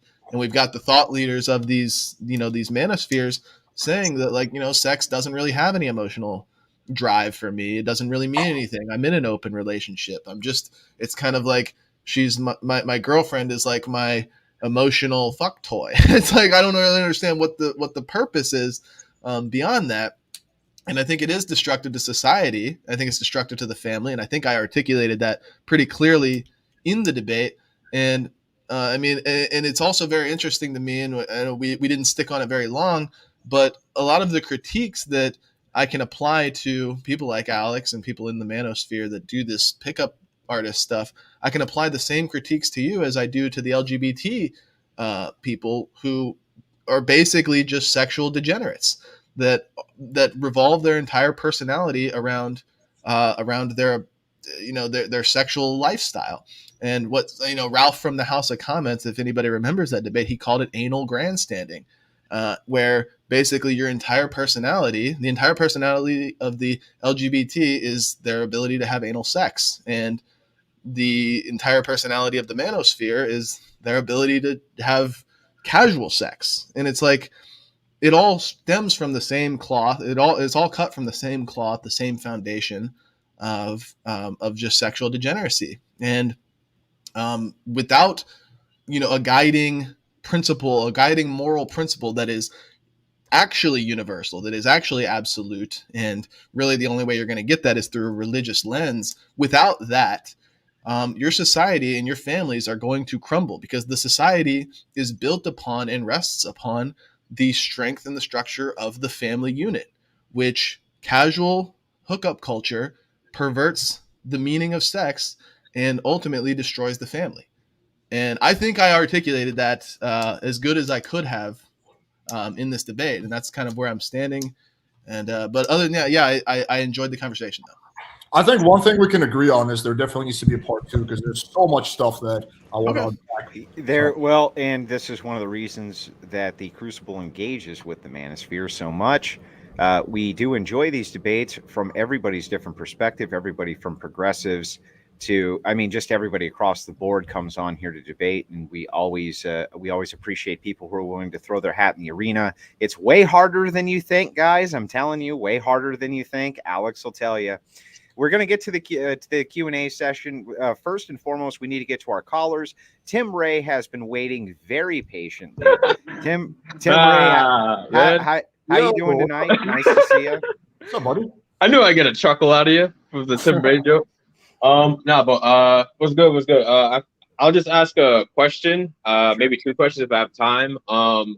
My first question is, do you find it, I guess for Alex, do you find it ironic that even though, yes, you're able to, technically you could get married at any time and change it, that you as a person or a lot of people in the manosphere don't end up getting married, even though technically they could, but they just end up having a bunch of casual sex and never really settling down. And that's I believe that's the majority of them. I don't know the exact percentage. When you said it doesn't, I just think that takes away from, that does take away from marriage for a small sector of people that follow the manosphere, follow the red pill and all that stuff. How do you feel about that?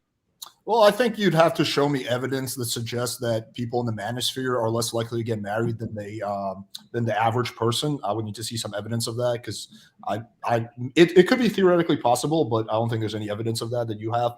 But yeah, I think also another thing is a lot of people get married for the wrong reasons. So I think people get married because out of scarcity, they don't think they can do better. They're like, oh my god, this chick, she doesn't beat me. She's like not that fat. I'll just settle down with her, right? But those marriages end in divorce. We see this now, like a lot of marriages ending in divorce. So I think it is a good thing for men to be very selective and very careful when signing a contract with the government that can fuck them over if the chick decides to basically divorce them, right? So I have absolutely, even if that turns out to be true, that my type of content is causing men to be a little bit more cautious and just kind of reflect on things a second time before they jump into a very, very major life decision, then that's something I can be happy with. Because again, marriage is a very serious decision. A lot of men get really, really fucked over with that. I've seen time and time again with my friends and people I know. So I'm okay with men being a little bit more careful. All right. And then I guess my second question is, what is the purpose of the clit on a female if sex is only for procreation? Not for both of you guys. My fault. What's the question? What's the purpose of the clitoris? Okay, so my exhaustive response is going to be that from the Christian worldview, there are moral constraints to sex, but there is still there is a biological drive that we were made with, that God gave us to want to have sex, and part of that is making it feel good, and the advent of the orgasm, of it being a pleasurable act that you should be sharing with somebody that you love, your wife, your husband or wife, but also there is a temptation to sex. It's probably our strongest desire as humans, other than just pure survival. And there is evil demonic influence that exists in the world from the fall. If you know the theology of Christianity and like the fall of creation, the fall of man, there is an evil demonic influence of sex that things like the clit and having orgasms that become that are desirable, that we exploit because evil exists in the world. So, but really, the purpose of sex is procreation, but it's also to show your love for your wife, for your partner, and to have it be an enjoyable and loving experience. But, yeah. Now, caller, before Alex answers, you can cross-examine Zen with one more question if you'd like to. Okay, I got you. Give me 5 seconds. Why don't Alex answer and then while you think? We'll let Alex answer while you're thinking. Go ahead. Okay. I think religion and evil has absolutely nothing to do. This is simple evolution. From an evolutionary perspective, we were designed to procreate, right? That's how our species beat out like the Neanderthals and whatnot, and all the other offshoots of Homo sapiens. And part of that is making sex feel good for the man and the woman. If sex doesn't feel good for the woman, less women are going to have sex. Our species is less likely to survive. So it makes sense that like hundreds of thousands of years ago, the tribe of women who has a clit versus the tribe of women who does not have sensitive sexual organs, that the one who gets enjoyment from sex will be more likely to procreate way before religion came on the scene, way before any of that came on the scene. From an evolutionary perspective, it makes sense. All right, so here's my question then. So I think we can both agree that the clit most likely came before marriage because it's more of like an animal thing. It's a part of the body. So before there was a concept of marriage, there was a concept of sexual pleasure. So I understand sex is mainly designed for procreation, but whatever happened, maybe you could call it a mistake. It is a very satisfying experience by itself. And I think what's happening with modern women is they don't want to have a baby just to have sex. So that sometimes they're just having sex, and maybe anecdotal, but I think we all know of like hoes that settle down, sluts that settle down, girls that do go through the hookup phase and the casual sex phase, and they're like, this isn't for me. I really want love and all that stuff. So I think you can, like I said, you can have casual sex. You don't have to necessarily promote it, but you can say, look, you can go down this road. It's not that bad. I think, honestly, my personal opinion, sex is like a net zero. You don't gain anything from it, you don't lose anything. You might gain like pleasurable feeling, but it just doesn't do anything. So if you have a bunch of sex before marriage, or if you don't have a lot of sex, it doesn't really matter, because it's a net.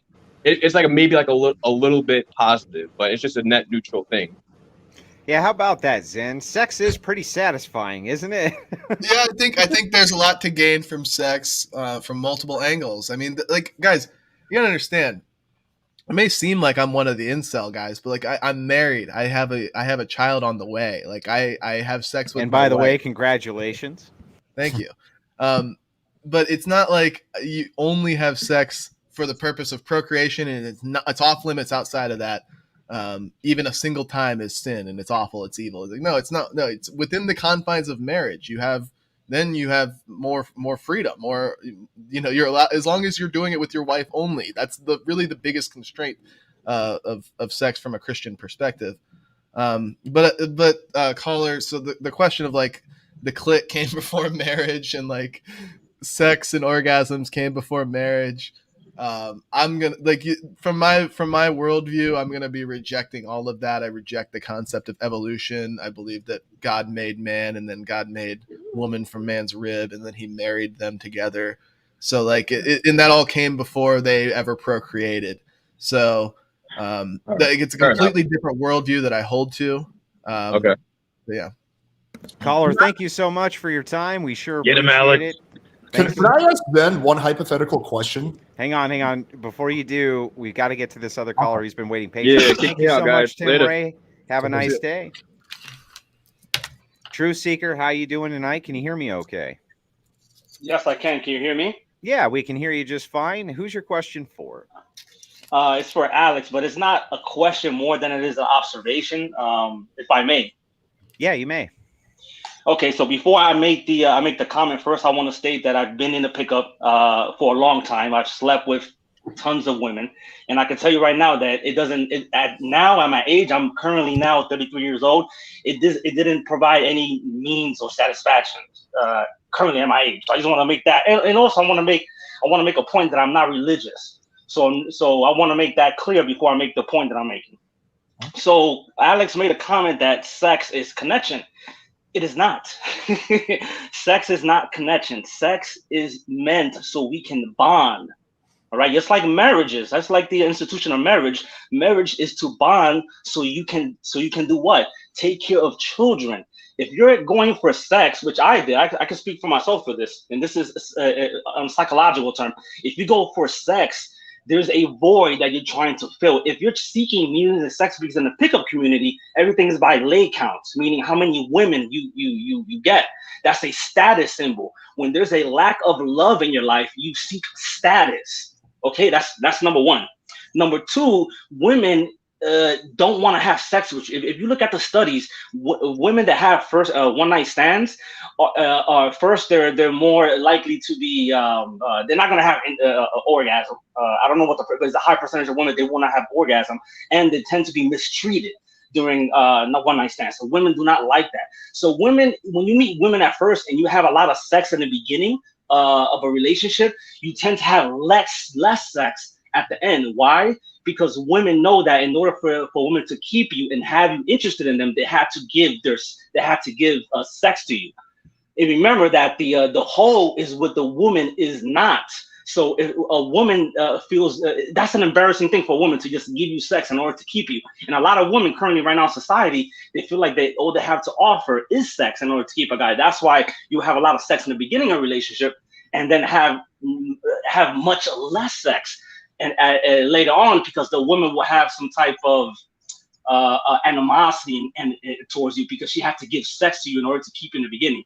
So again, Alex, I just want to make the point that if you're seeking sex for a connection, sex is not a connection. It doesn't create a connection. But again, these are just my opinions based on studies that I read.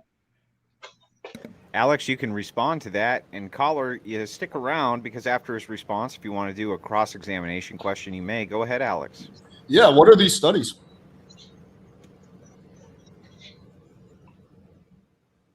True Seeker, are you I think still you're there? just saying that generally casual sex is not good sex. Like that's kind of what he was. What's the study? Let's take a look. I can't. I don't have the studies in front of me right now to name them. But if you want to give me your email or something like that, I'll be more than happy to send them to you. Yeah, you could. I'll do you one better. Shoot me an email, and then you can even. Andrew, is it cool if I invite him to come on my channel? And Of course. Okay, you can come on my channel. We can Oh, by the way, debate. Alex, I'm a follower of your channel. I follow you. So I'll follow your channel. Oh, cool. Okay. Yeah. So my email is playingwithfirechannel@gmail.com. You can shoot me an email and we can coordinate that. Shoot me the studies. I'd be curious to see that. But yeah, I think that again, sex can be different things for different people. I think for some people, it is connection building. I can tell you for me, it can be multifaceted things. So when I have sex with a random chick off Tinder, that's just pure pleasure, right? It's like eating a really good restaurant. It's fun, right? But it's a temporary high. Versus when I have sex with my girlfriend, it is more of a connection building or whatever type of thing.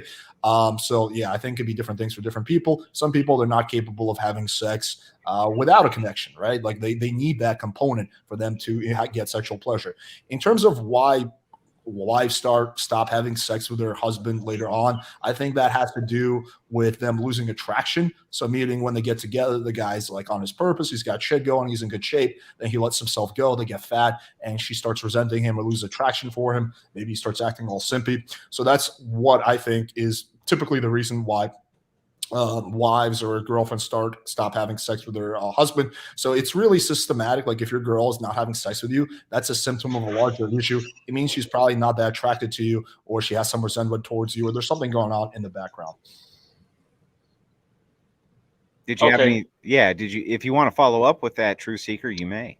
Well, biologically, if you want to go just to science, sex is not wasn't meant isn't whatever we think. Sex is to create bonds, so we can and then marriage was created in order to provide for children. The whole point of sex is to create the bond so the man can stick around and take care of the children. The more sex that you have, for men is a little different. For men can have probably multiple sex partners and they probably won't affect the ability to bond, but for women it's completely different. The more sex partners they have, is more difficult to bond. And then the point that I made with women giving you less sex, I wasn't talking about marriage. I was actually talking about people just in basic relationship, just boyfriend girlfriend. Again, I don't have the studies with me to show you that, but women that led with sex in order to get the man, they tend to then give less sex to the man because they feel degraded that they have to give sex in the beginning. Again, the hole is where the woman is not, Alex. Yeah, I think I've never seen any evidence of that. Pretty much every girl I've ever dated, I had sex with her on the first or second date. My current girlfriend, we had sex on the second date. I promise you we're having just as much sex, if not more, than we did in the beginning. That's been like that in every relationship I've ever been in. Usually I'm not the type of guy. Yeah, but it's like women, when we say like women are the gatekeepers of sex, like that is true. Like a woman who has sex with a lot of men is looked down upon, where a man who has sex with a lot of women is looked up upon. Like, oh, he's the yeah. There's a society, and that has to do with because as a guy, in order to have sex with a lot of women, that requires a certain competence and skill. It's pretty difficult to be a guy who has sex with a lot of women, but it's really easy to be a woman who has sex with a lot of guys. There's no skill involved. So it makes sense, the double standard. So what do you think that does to her psyche? If a woman that has multiple partners, what do you think that's doing to her?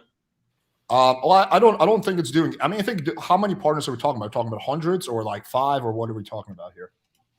I mean, multiple partners. What it really doesn't matter. Yeah, I mean, it's just like once they have sex, they've already conceded their like entire, like what they are withholding from the man. They've already given it up at the very beginning.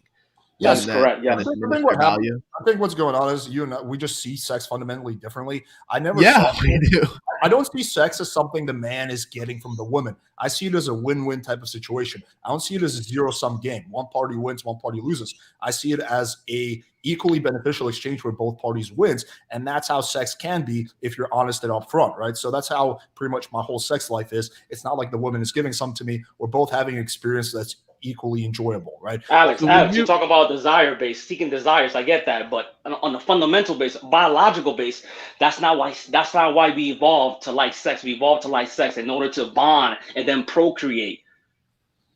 Well, I think most men are pretty well capable of having sex without any meaning or emotion or without bonding. I mean, of course, I'm not arguing that. Are you talking about women, or who are we talking about? Of course, Women are going to have women. more emotional bonding than men are on the aggregate. I think. Yeah, generally speaking, that's true. Yeah. But that's not to discount the fact. Well, that's why there's different levels of it. There's some women who are totally capable of having sex with no connection, right? And then they do it. Some women, very few statistically. it's really not as few as you think. It's actually quite common. Second thing, they might just not run in the same circles as you, but trust me, if you hang out with like more like elite circles, like there's a lot of casual sex without any kind of connection that's happening. That's why in history, if you look at like kings and pharaohs and all those people, they were always having plenty of fucking sex. It was just Alex. Again, you're talking about men. You're talking about men, not women. Women is completely different. I know. I'm just saying that. Okay, for women, so a woman has so there's different levels. Some women, they want to be in a relationship before they have sex. Some will want to be married before they have sex, right? Different strokes for different posts. There's a whole range of women. I agree with you on the aggregate. Women typically want more of a connection than a man does, right? But again, there's different levels of it. Some women, they just want a basic connection. They just want to feel like they know the guy, maybe go on a few dates with him. They don't even necessarily need to be in a relationship to have sex. That exists. But then there's also women who want to be in a committed relationship before they have sex. There's women who want to be married nowadays. So there's few, but they exist before they have sex. So there's different levels of it, right? We can't just put all women in one category. Like they need this level before having sex. So yeah, it just comes down to like finding a girl who's looking for something similar as you. But trust me, if you're a guy who caller, I'm sorry, I have to. You can find plenty of girls who want that too. Yeah, I'm sorry, I have to cut in. You've had a lot of time on the show. We appreciate your call in. Do you have any words of wisdom for us before you go? Any words of wisdom? Well, I'll say that I think I don't know if it's hypocritical of me because I'm trying to debate pickup being bad for society, but at the same time, I've been through pickup, so I don't know if I'm being hypocritical by saying that it's destroying society. But I do believe, again, because I have the experience. Maybe you're in the best position to say whether or not it is then, right? Yeah, but sometimes, you're right, but I do feel a little hypocritical about it. So I guess I don't know. All right. Well, thank you so much for your call in. We appreciate that. We have another caller who's going to be coming in shortly. We do things a little bit differently at the Crucible than almost every debate platform on planet Earth. While the debate's going on, the moderators are writing down various questions that come to their mind. We timestamp various slots so that we can ask both debaters what's on our minds, and they can respond directly to those questions. This is why we have to kind of wrap the debates up in about the hour and a half marker, because there's always so much Q&A. The debate continues. It just continues in a different direction. We do consider after the closing statements the debate to be over. So let me move into some of the moderator questions. Alex, for you, is your message fundamentally selfish? Depends how you view selfish. If we put like having the kind of lifestyle and dating life that you want as selfish, then sure. But I think we are all selfish beings by design. I think very, very few of us are purely altruistic. We're a combination of being selfish and altruistic. Some people are more selfish, and those people would be called narcissists. Some people are more altruistic. Those would be called altruists. And then there's everything in between. I think personally, I'm somewhere in between. I have a strong moral, compass that I follow, but it's my own values. It's not based on something I read in a book or some religious message. It's my own set of values.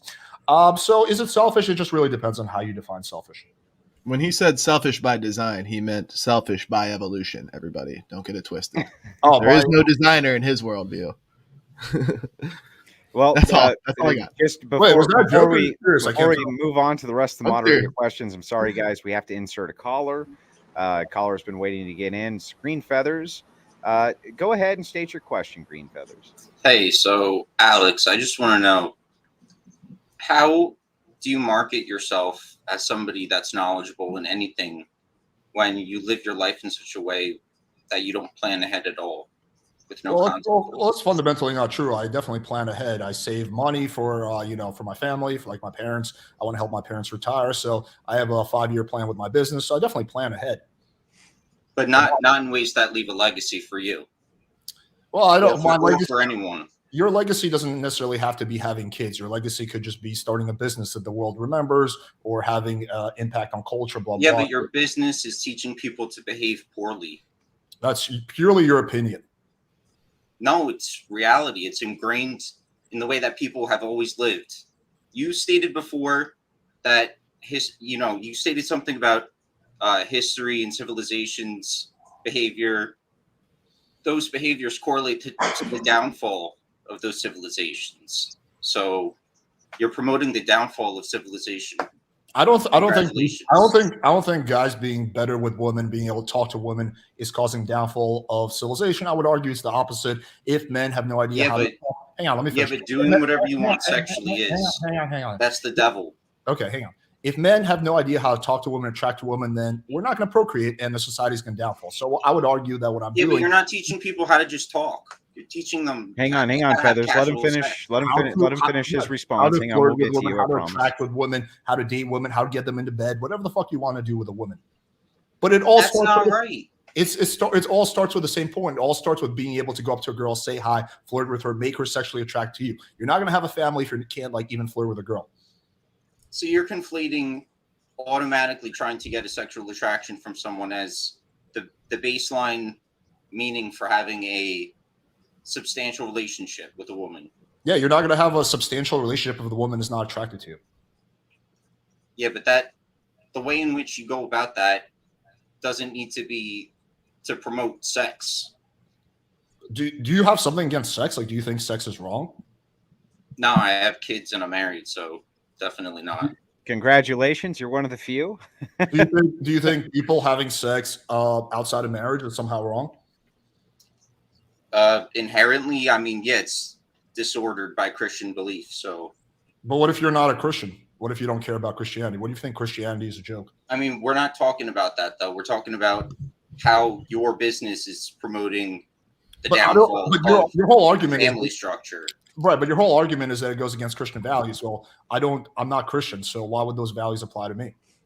Because you're harming the society that is founded on Christian foundations. Okay, but you have to give me an argument outside of this goes against my Christian values. I don't agree with Christian. I'm agnostic. Okay, so outside of Christian values, having a normal relationship in any religion that's substantially mainstream, having a healthy marriage is something that people should strive for, not just having casual sex. Yeah, sure, if they want to. I don't think there's anything wrong with being married as long as you're careful and you vet your partner carefully. But that still starts with being able to attract women. You're not going to you're conflating your business structure is preying on gullible people who, I don't know who's paying you specifically for any anyway, but not to get personal, but I don't know who's paying you to do that type of business, but a whole bunch of men who have a hard time meeting women. Well, I think what Feathers is trying to say is like talking to women is important to start a family, yes, but the means and the intent by which you go about it and promote it is not what we're talking about when we say start a family and attract a woman. Like your intention behind attracting a woman is to just get her into bed. Our intention behind attracting a woman, like hypothetically, if we weren't married, would be to know her as a person and make sure that she is the basically wife material, somebody that you would want to raise a family with and own a home with and build a life together with. But the sex would come way down the line after marriage. That's your preference, and you're entitled to that. My preference is to have sex before all that. I like to have sex. Yeah, but you're planting bad seeds of thought for young people, which is the problem. There are victims here. This is not a victimless grift. Who are the victims? You're promoting bad thought. Well, hang on. Grift. I'm not scamming anyone. I'm extremely upfront. Who are the victims? Society. Every single person who's willing to just engage in casual sex as a result of your advice is harming themselves. Why are they victims? How do they lose? Because it's spiritually damaging to do that with someone. That's purely your preference and your opinion. No, it's my experience. Okay, that's your experience. That still makes it your opinion. You think it's not just my experience or opinion. It's like the reality of the human experience. No, according to the life you live, you've come to this conclusion probably based on your Christian values that having sex outside of wedlock is somehow a crime or it's wrong or whatever. It's like morally bankrupt. A lot of people it's damaging. Well, Feathers, hang on. Some people in Alex's it's psychologically damaging. Outside, okay, so some people hang on, Feathers, hang on. Psychologically damaging to that person. Yeah, some people in Alex's chat were requesting that you gave a specific example of what you're talking about, so they have a frame of reference. So I think that's a pretty good idea. So can you give me a specific example of what you're talking about when you mean spiritually bankrupt?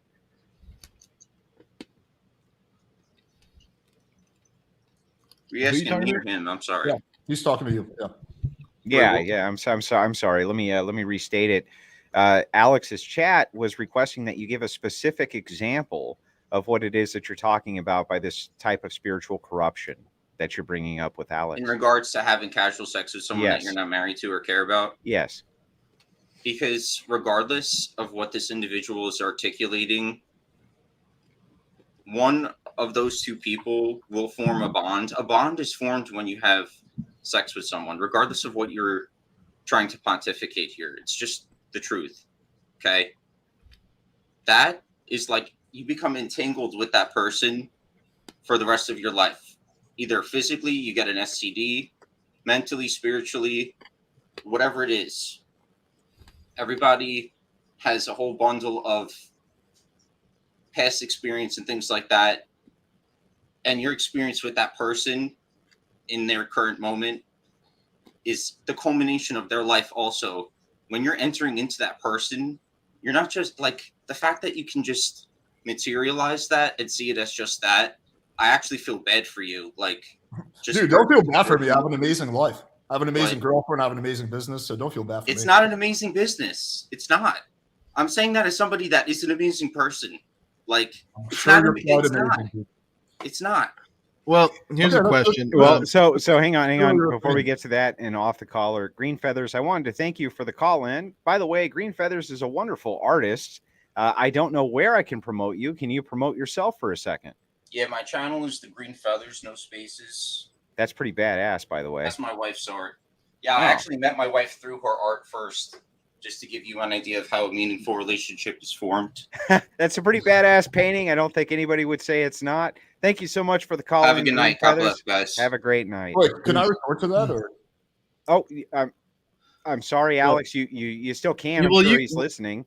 I think we agree with like he and I probably hold very similar worldviews. But let me ask you, when he says that you materialize sex, he's saying like all you view it as is like penis and vagina. That's it. Okay, but clearly there is some sort of metaphysical relationship going on here.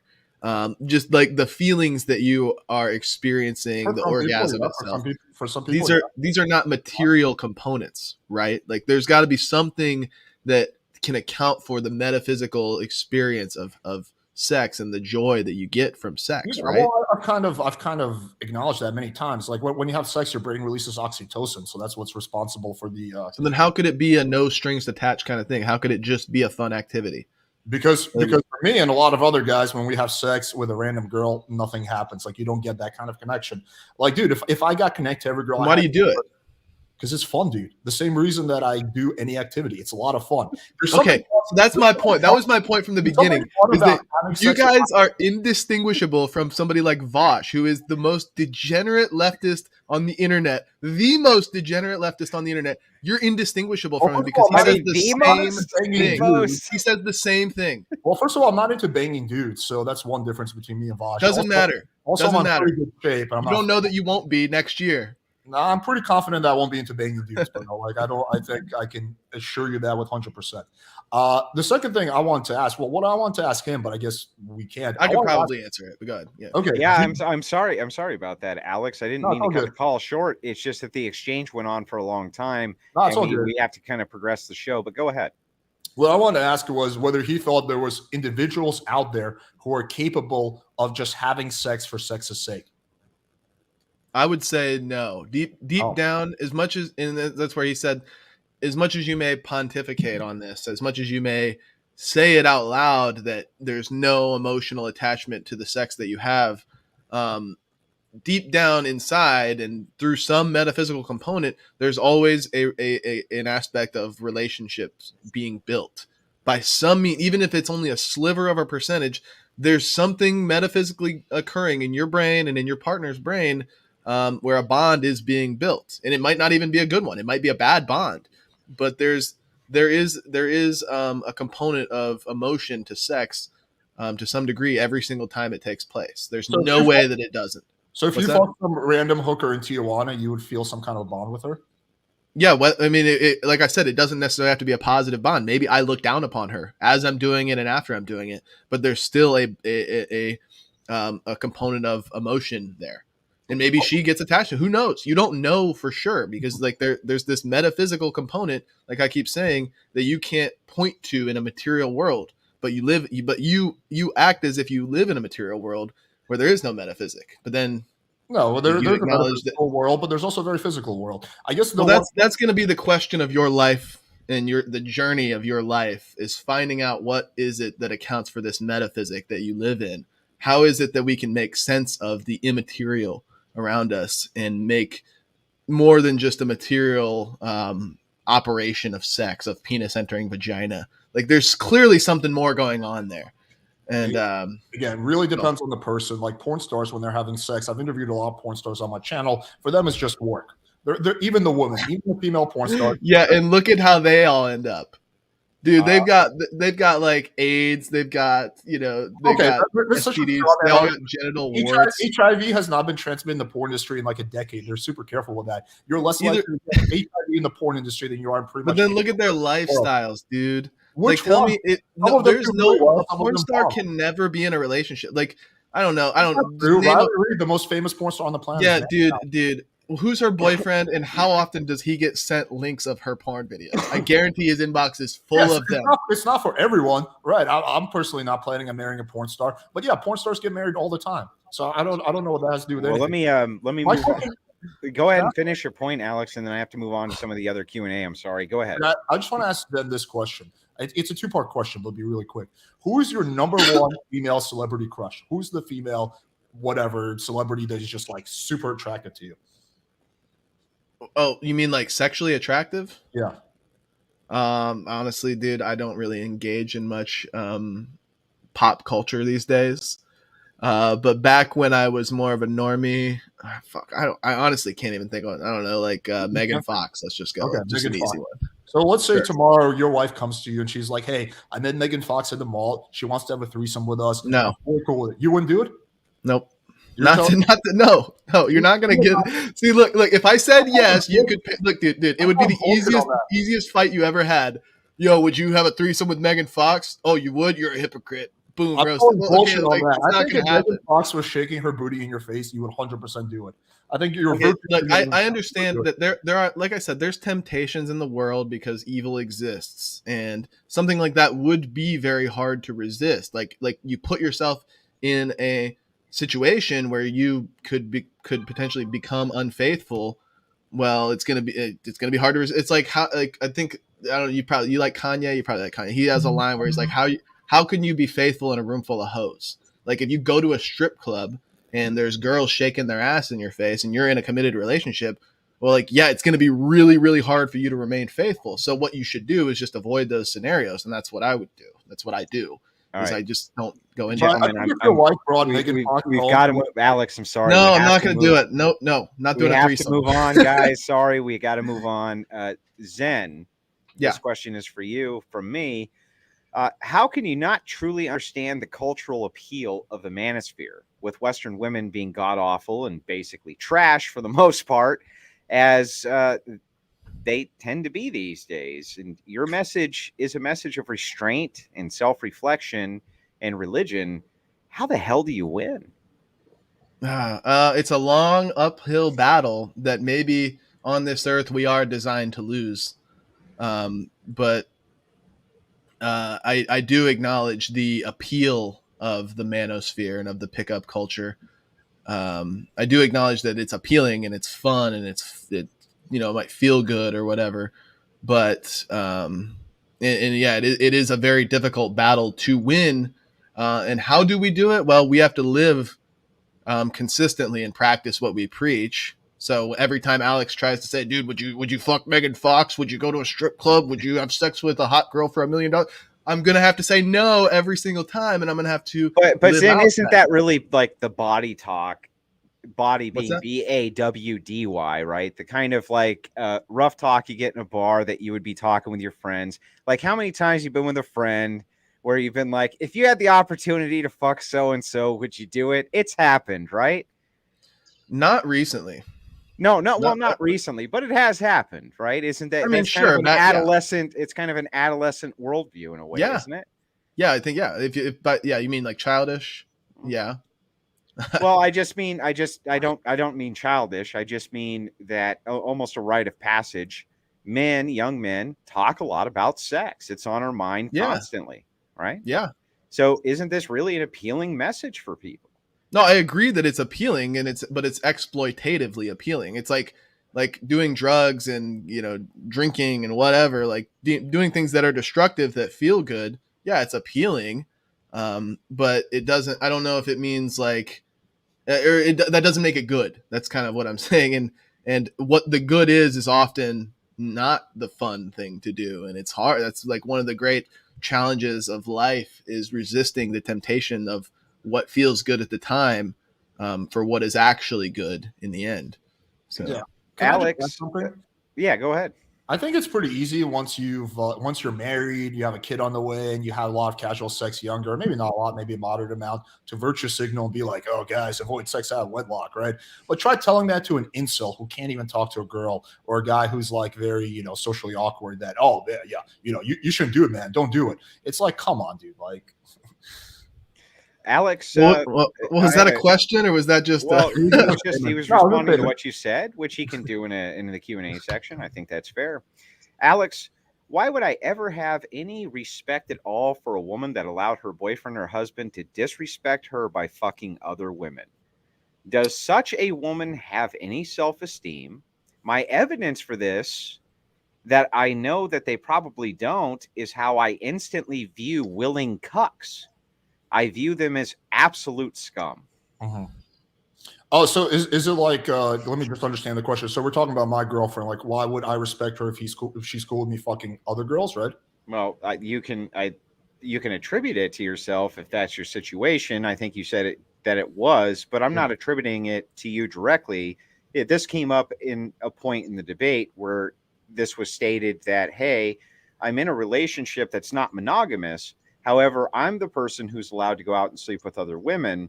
She's not allowed to sleep with other men. Right. From my perspective, that has to be a woman with very limited self-esteem. And I would view her as a person who's allowing herself to be disrespected over and over. My evidence for why she has to feel that is how I would feel instantly in the view of a willing cuck, meaning a man I who allowed understand. his woman to go fuck other men. I would view him as scum.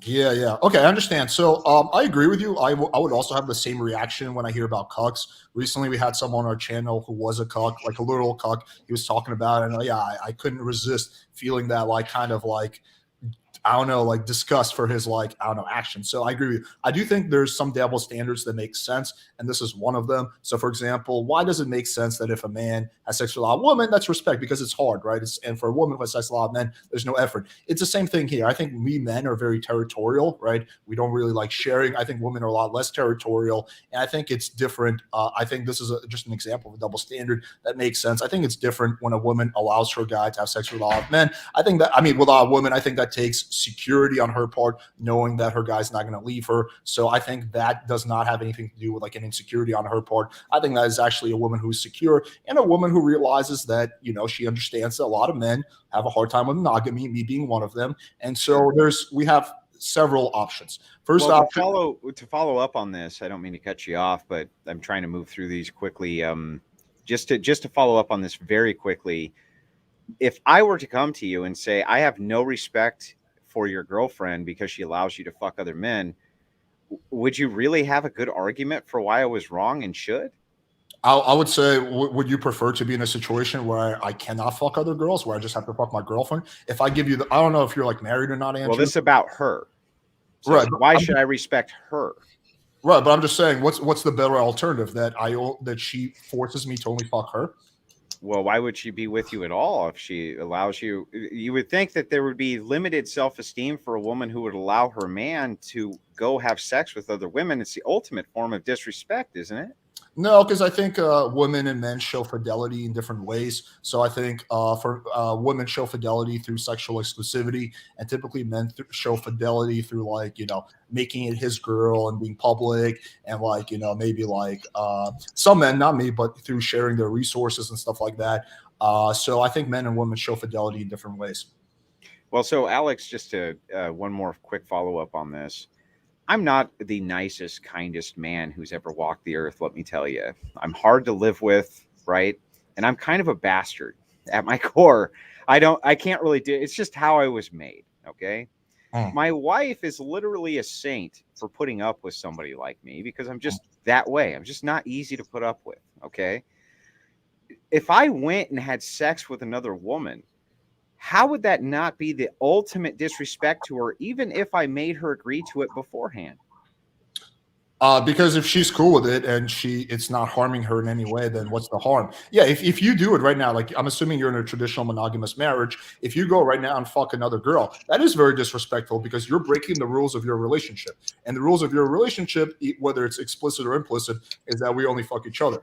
The rules of my relationship are different. The rules of my relationship is she fucks me, I can fuck other people. However, it's not a free-for-all. So, for example, if I start dating another girl, that would be very disrespectful to her because I'd be breaking the rules of my relationship. If I bang one of my ex-girlfriends, even if it's just once, that would be breaking the rules of our relationship, and thus it would be disrespectful. So it comes down to whether you're breaking the rules of your relationship, and every relationship has a different set of rules. I understand mine are less common. Would you be okay with her doing what you do? No, I would not be, again, because that breaks the rules of our relationship. But why? Why? What's your principle here? Because to me, it makes me disgusted to the idea of her being with another man, but for her, she doesn't have that same effect when I'm with another woman. This is why we had this discussion before we started dating. Yeah, well, what I find funny it's is like not for every woman. like, there's some woman who would be cool with that. There's like some implicit language, like you kind of give off things you don't know you're doing. Like when you implicitly say things like, well, I would be forced to only fuck my girlfriend, bro. Like you're gonna tell me I can only fuck my girlfriend and I have to only fuck her. It's almost like you would view that as like a chore, where she's literally not good enough for you. She's literally not. But if she did what you do, because you aren't fulfilling her, you would be insulted. But basically the double standard is absurd here. Like I understand, it's a double standard, but I'm telling you the double standard is absurd, and it's incredibly selfish. It's absurd in your opinion, but I think that can you agree? We agree that men and women are different, right? Yeah, and we're different. I think I have a stronger grounding for that than you do, but yeah, I do agree. I don't know about that. Men and women are different socially, biologically, in all kinds of ways. So why does everything have to be the same when it comes to a relationship? Why is it so unreasonable for us to have different rules for our different parameters for what we can and can't do within the confines of our relationship?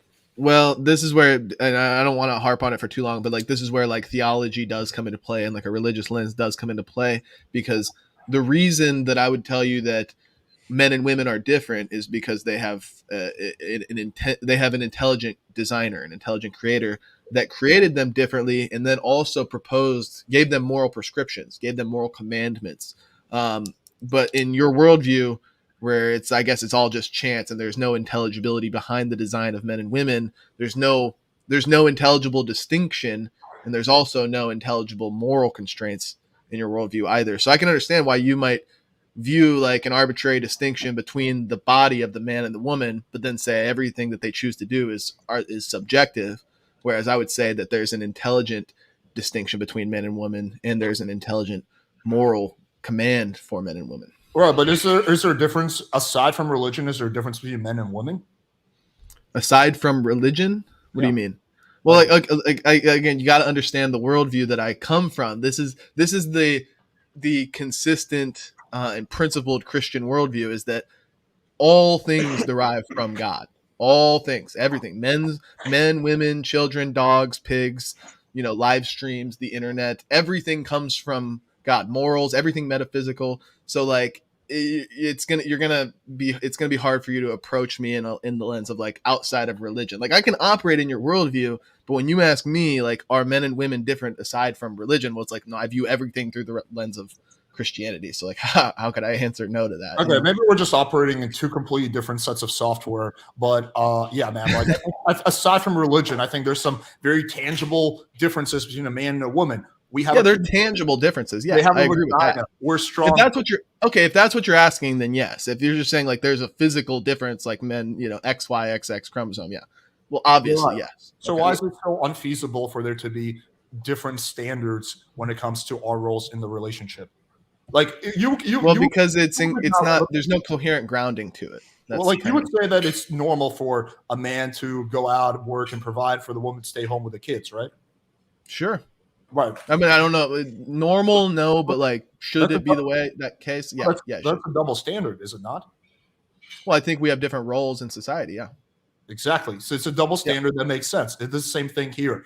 I am capable of having sex with a woman without getting emotionally attached. She's not capable of having sex. But your standards are arbitrary. Attached, right? So it makes sense that we operate by two different sets of rules. But what I'm saying is that your standards are arbitrary. That's what I mean when I say like there are intelligible distinctions from an intelligible designer, which is God, and He gave us different, not just different biological and physical makeup, but also different roles, different duties in society. And that's why a man would have the role of like the provider and the protector, and the woman would have the role of the nurturer and the caretaker. Like, but it's because that's the way we were made by God. That's what I would say. Alex, you got the last word on this before we move on. Go ahead. I'll just say this. I find it kind of ironic. I don't mean this as a personal attack, but just something I can't help but notice. Zen Shapiro, obviously named after Ben Shapiro, but if you watch Ben Shapiro, he never uses his personal Christian or his Jewish beliefs to justify his arguments. So I think that's why he sucks. Well, you still got the last word. Go ahead. Probably one of the best debaters. But I think if you separate, I think this is just not a good debate tactic when you tie everything back to your personal Christian values. So, the guy that you're trying to emulate literally never does that. I just find that I'm not trying to emulate Ben Shapiro. He's Jewish. You named he's a libertarian. Ben Shapiro. Yeah, but do I act like Ben Shapiro in any way, shape, or form whatsoever? Other than moderately fast talking? I mean, that's clearly you're a fan of Ben Shapiro. No, I'm not a fan of Ben Shapiro. But you named your channel Fire, so clearly you must be Fire. Right? I think it's a little different. I think my thing it's a joke. It's a joke. It's a spoof from a video game that I play or I used to play, and it just kind of stuck. Okay. But no, I'm actually not a fan of Ben Shapiro. I think he's just like a conservative libertarian. And you are right that he doesn't invoke his religion. And I really tried not to. For the most part of this debate, I didn't really invoke my religion. But I think a good debater and the best debaters are going to invoke their religion because it's the strongest tool in our belt. So at some point when you force me there, I'm going to invoke it. So one more time, last word to Alex before we move on. Ben Shapiro's gay. Alex. Well, I would just say it's the weakest tool actually, because religion is there's a lot of people who don't believe in Christianity. They think it's literally just a fairy tale that is not grounded in reality or science in any way. So I think it's a weak argument. I think you kind of tend to do that when you're backed up in a corner and you don't have a better argument. But yeah, I think you would be much better off not invoking religion, which is something that's very personal. Now, look, I'm not here to criticize your religious choices. You're entitled to believe what you want. I'm entitled to believe what I want. But when you use it in debate, I don't think that's because it's not something that's universal. You may think it's universal, but a lot of people, agnostic or atheist people, just literally think it's people being delusional. So this question is for both of you. It's just a simple yes or no. At about the 30-minute mark, can we both agree fucking your sister is bad? Yeah. Yep. Okay. Yes. Okay. Great. So I'm not a fan of fucking hang sister. on. So there is a point of agreement in this debate, right? Fucking your sister is bad. They both said yes. You heard it. I think I've got a reason for that. I think if everybody wants to go back to that point and watch it, you'll see Alex doesn't have a consistent principle for why that's the case. It's just an arbitrary standard that's actually inconsistent by his own moral, by his own lights, by his own moral standards. I don't have a strong principle for why I don't kick my dog, but I don't do it because I don't know. It's kind of messed up. So it's the same thing here. Yeah, but well, that's another conversation. That's kind of a problem. But we're going to move on from there.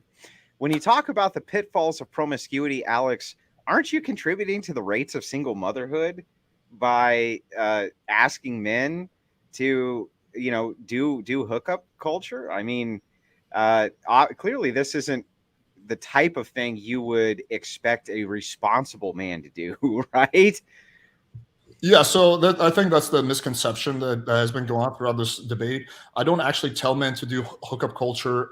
You may think, Zen may think that implicitly, like I kind of imply it, but that's certainly not my intention, nor do I do it. Yeah, I think I don't say, yo, guys, you should all go out there and fuck a lot of girls. What I say is, hey, I want to help you guys, give you guys the tools to have the sex and dating life that you want.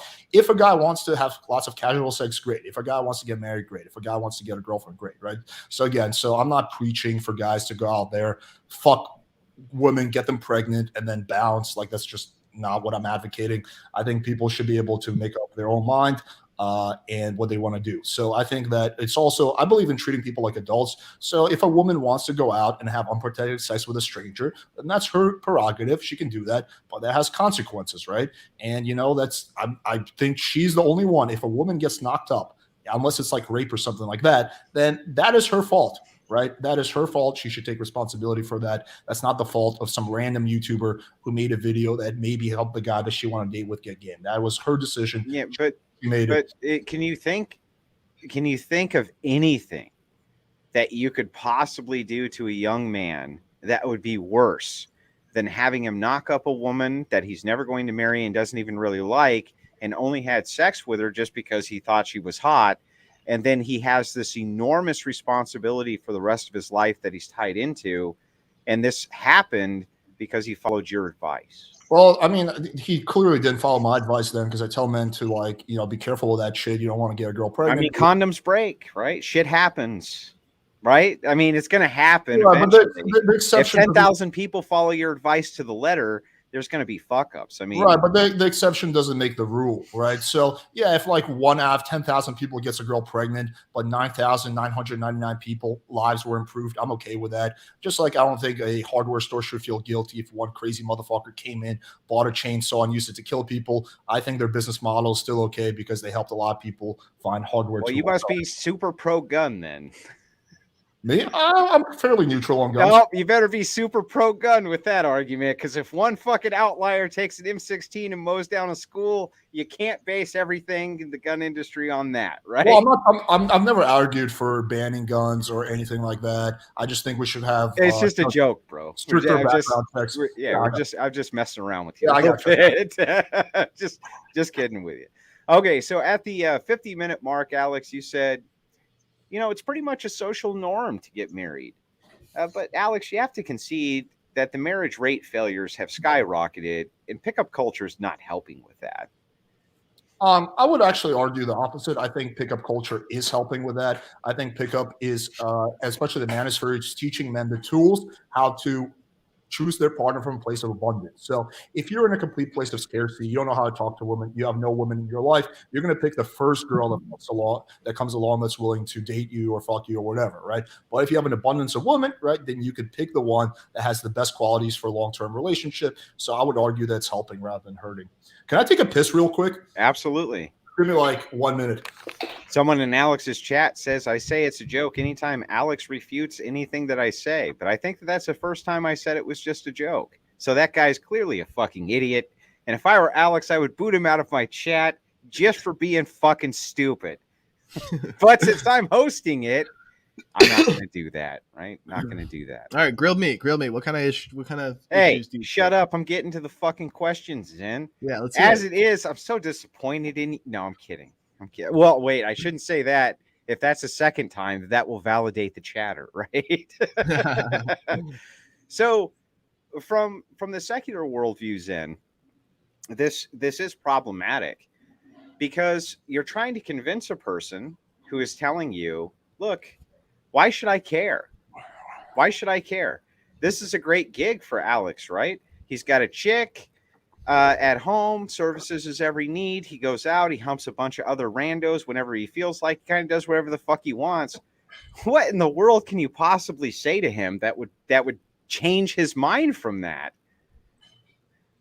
Well, there's nothing I can personally do or say that can change his mind. He's going to have to make the choice himself at some point, and that's why I said your journey in life, Alex, is going to have to at some point take, in order to make sense of what we are living in, You're gonna have to take a turn and say, like, where is this metaphysical? What is the metaphysical? What is this material world that I'm experiencing? I've got a brain, but where's my mind? That's what David Patrick Harry would say.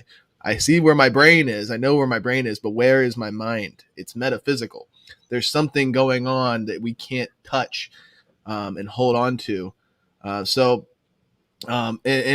ultimately, like I said, it's a choice that you have to make, because when things are going great, when you've got a lot of pleasure receptors firing in your brain and it feels awesome, and you can't really point to any objective downsides, it's going to be hard to turn you from your ways. But there is going to come a point where it's going to come to an end, and you're going to have to answer for the things that you've done. You're going to have to, and I'm not saying I'm perfect. Everybody makes mistakes. Everybody's flawed. Everybody sins. But there is going to come a time where you have to answer for it. And it might be too late for you at some point. But how do you change their mind? Sometimes it's enough to just point out a contradiction or point out hypocrisy or whatever.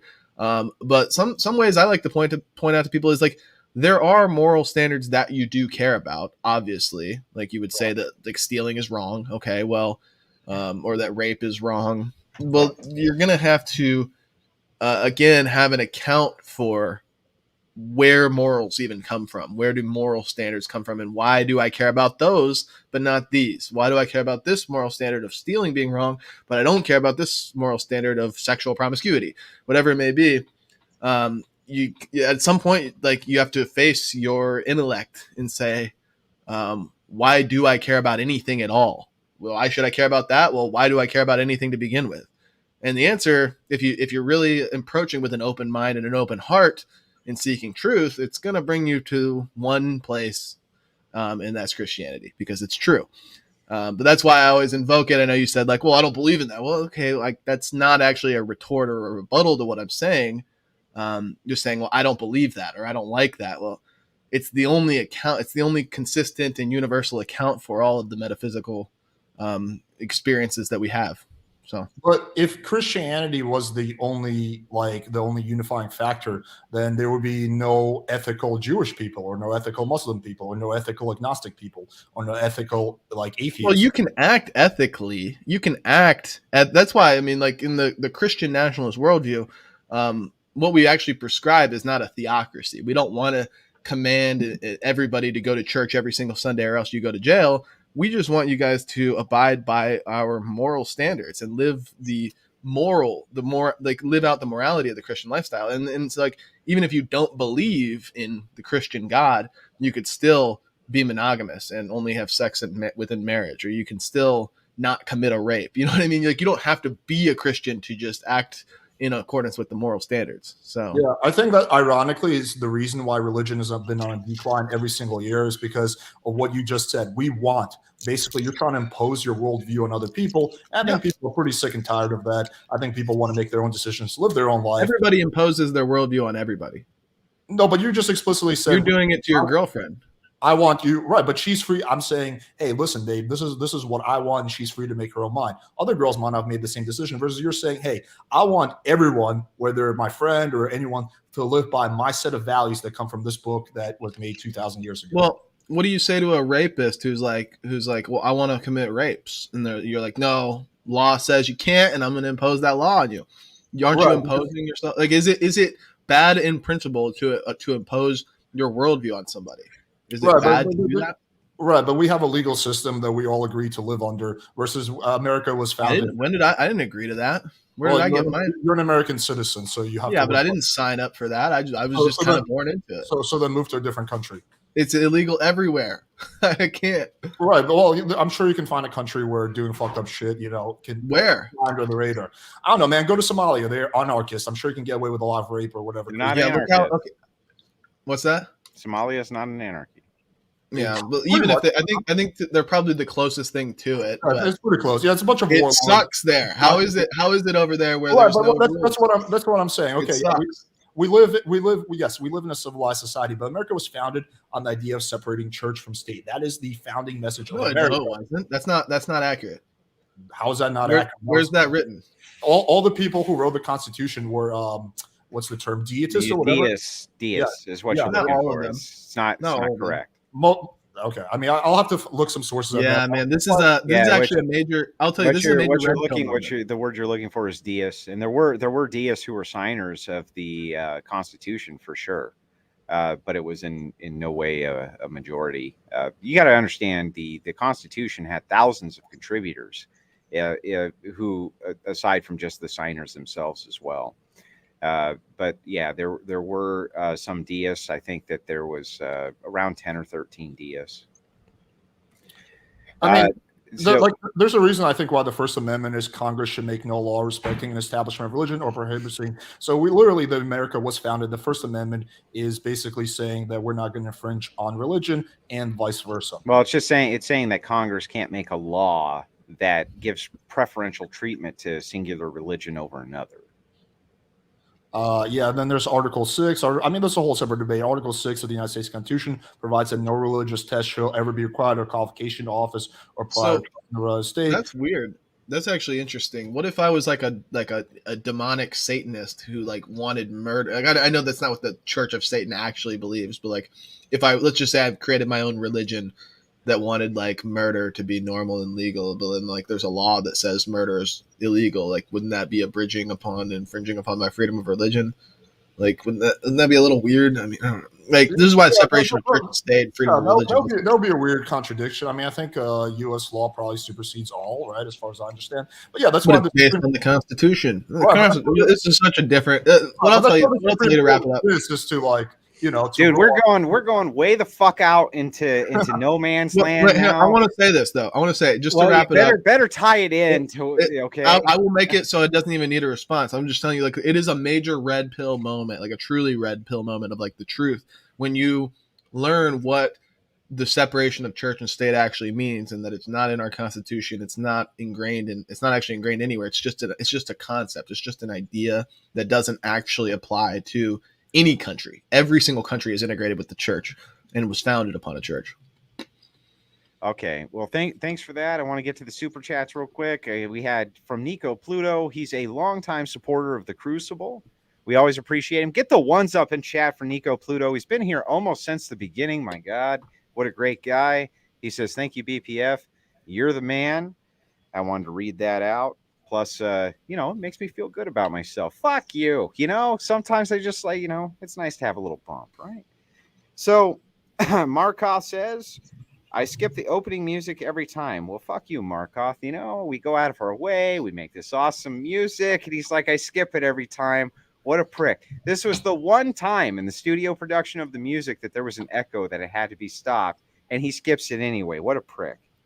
Osbar for $5 says, I play the intro music twice every time to make up for Markoth skipping it. Plus, I have actual freedom dollars. Basically, he's saying, fuck you, Markoth, and I am too. Alex, take a second, shout your channel out, tell everybody where they can find you one more time. Sure, yeah, Playing with Fire, dating, you can just type in like Tinder or texting tips or just Playing with Fire and you'll find me. All right, that's where you can find him. We'll make sure that we get his links down in the description. This was a dual cast. The Crucible would like to take a second to thank Alex for making sure that we could do that. It's been a lot of fun. Zen Shapiro, take a minute, shout your social media out. Yeah, Zen Shapiro. You can find me here often as I am the in-house right-wing debater. Also on YouTube and Twitter, just search up Zen Shapiro. I do some exclusive content over there. Not incredibly active, but if you enjoyed my personality and my debate tonight, then head on over and you'll see some exclusive content from me. Again, just search up Zen Shapiro on Twitter and YouTube. Ladies and gentlemen, from the Crucible to all of you, have a great night. To everybody in Alex's chat, we appreciate you showing up tonight. Make sure that you give him tons of support. This is way harder than it looks. I promise you. I've been on the other end of it more times than I can count. Everybody, have a great night.